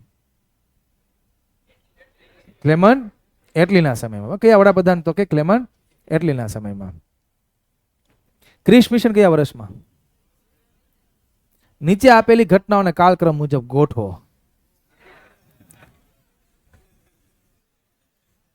વેવેલ યોજના, ઓગસ્ટ ઓફર, ક્રિસ મિશન અને રાજાજી ફોર્મ્યુલા. પહેલા શું આવશે? ઓગસ્ટ, ક્રિપ્સ, રાજાજી, વેવેલ અને છેલ્લે શું આવશે? કેબિનેટ પણ આવશે. Very good. ક્રિસ મિશન કયા વર્ષમાં? 1942. આ થોડો વર્ક પછાત રહી ગયો એવું લાગે છે. પીએસઆઈ લેવલના માણસો.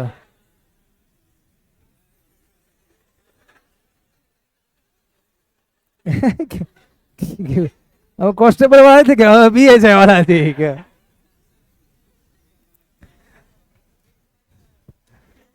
આમ તો જોઈને તમે બધા લાગો છો તો મેં આઈએસ ને આઈપીએસ જ તે જોઈએ તો એવું લાગે છે. જોઈએ હવે, અત્યારે કોન્સ્ટેબલ થી શરૂઆત કરીએ પછી આગળ જઈશું. ઓકે, રાજાજી ફોર્મ્યુલાનો કોને સ્વીકાર કર્યો હતો? ગાંધીજી. પ્રશ્ન આવી ગયો તો નહીં? આવડી ગયો? ઓકે, ચાલો, સરસ. સ્વરાજ પત્રિકા કોનું હતું? બાળ ગંગાધર તિલક. સરસ. ગાંધીજી કયા વર્ષે આફ્રિકાથી ભારત આવ્યા?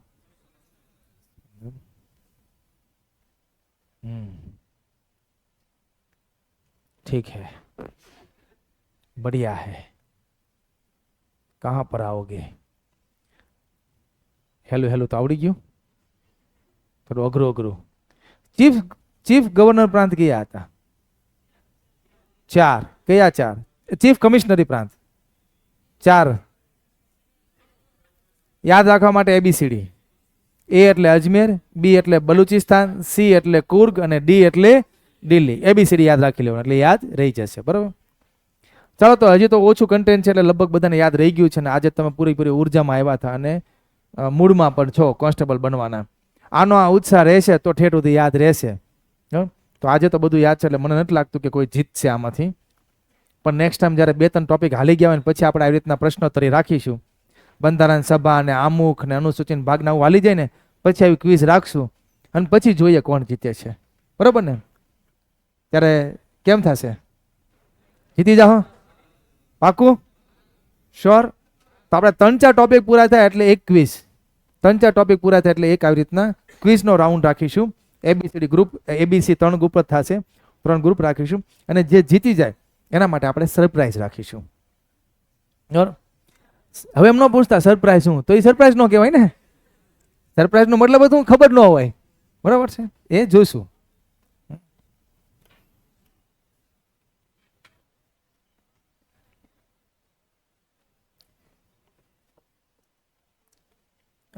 નવી. Yes yes sir. હા હા છે ને આ રીતના પ્રશ્ન પૂછવાથી મારું એવું તારણ છે કે કોન્સ્ટેબલના વિદ્યાર્થીઓ વધારે કેચઅપ કરે છે. બરાબર. જે લોકો લેક્ચર ન હોય ને પ્રશ્ન પૂછ્યા હોય ને એમાં વધારે યાદ રાખી લે છે.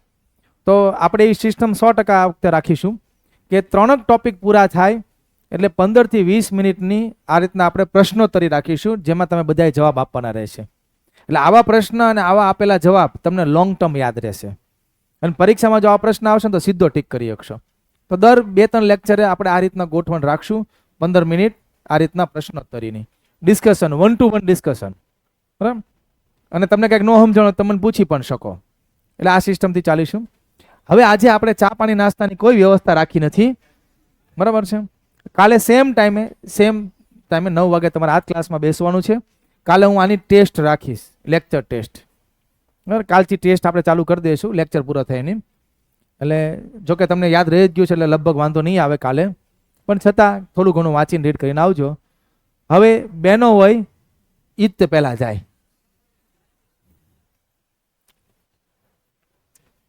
તમારા કોઈ મિત્રો હોય કે જેને હોય તો ડેમો ચાલે છે, જાણ કરજો.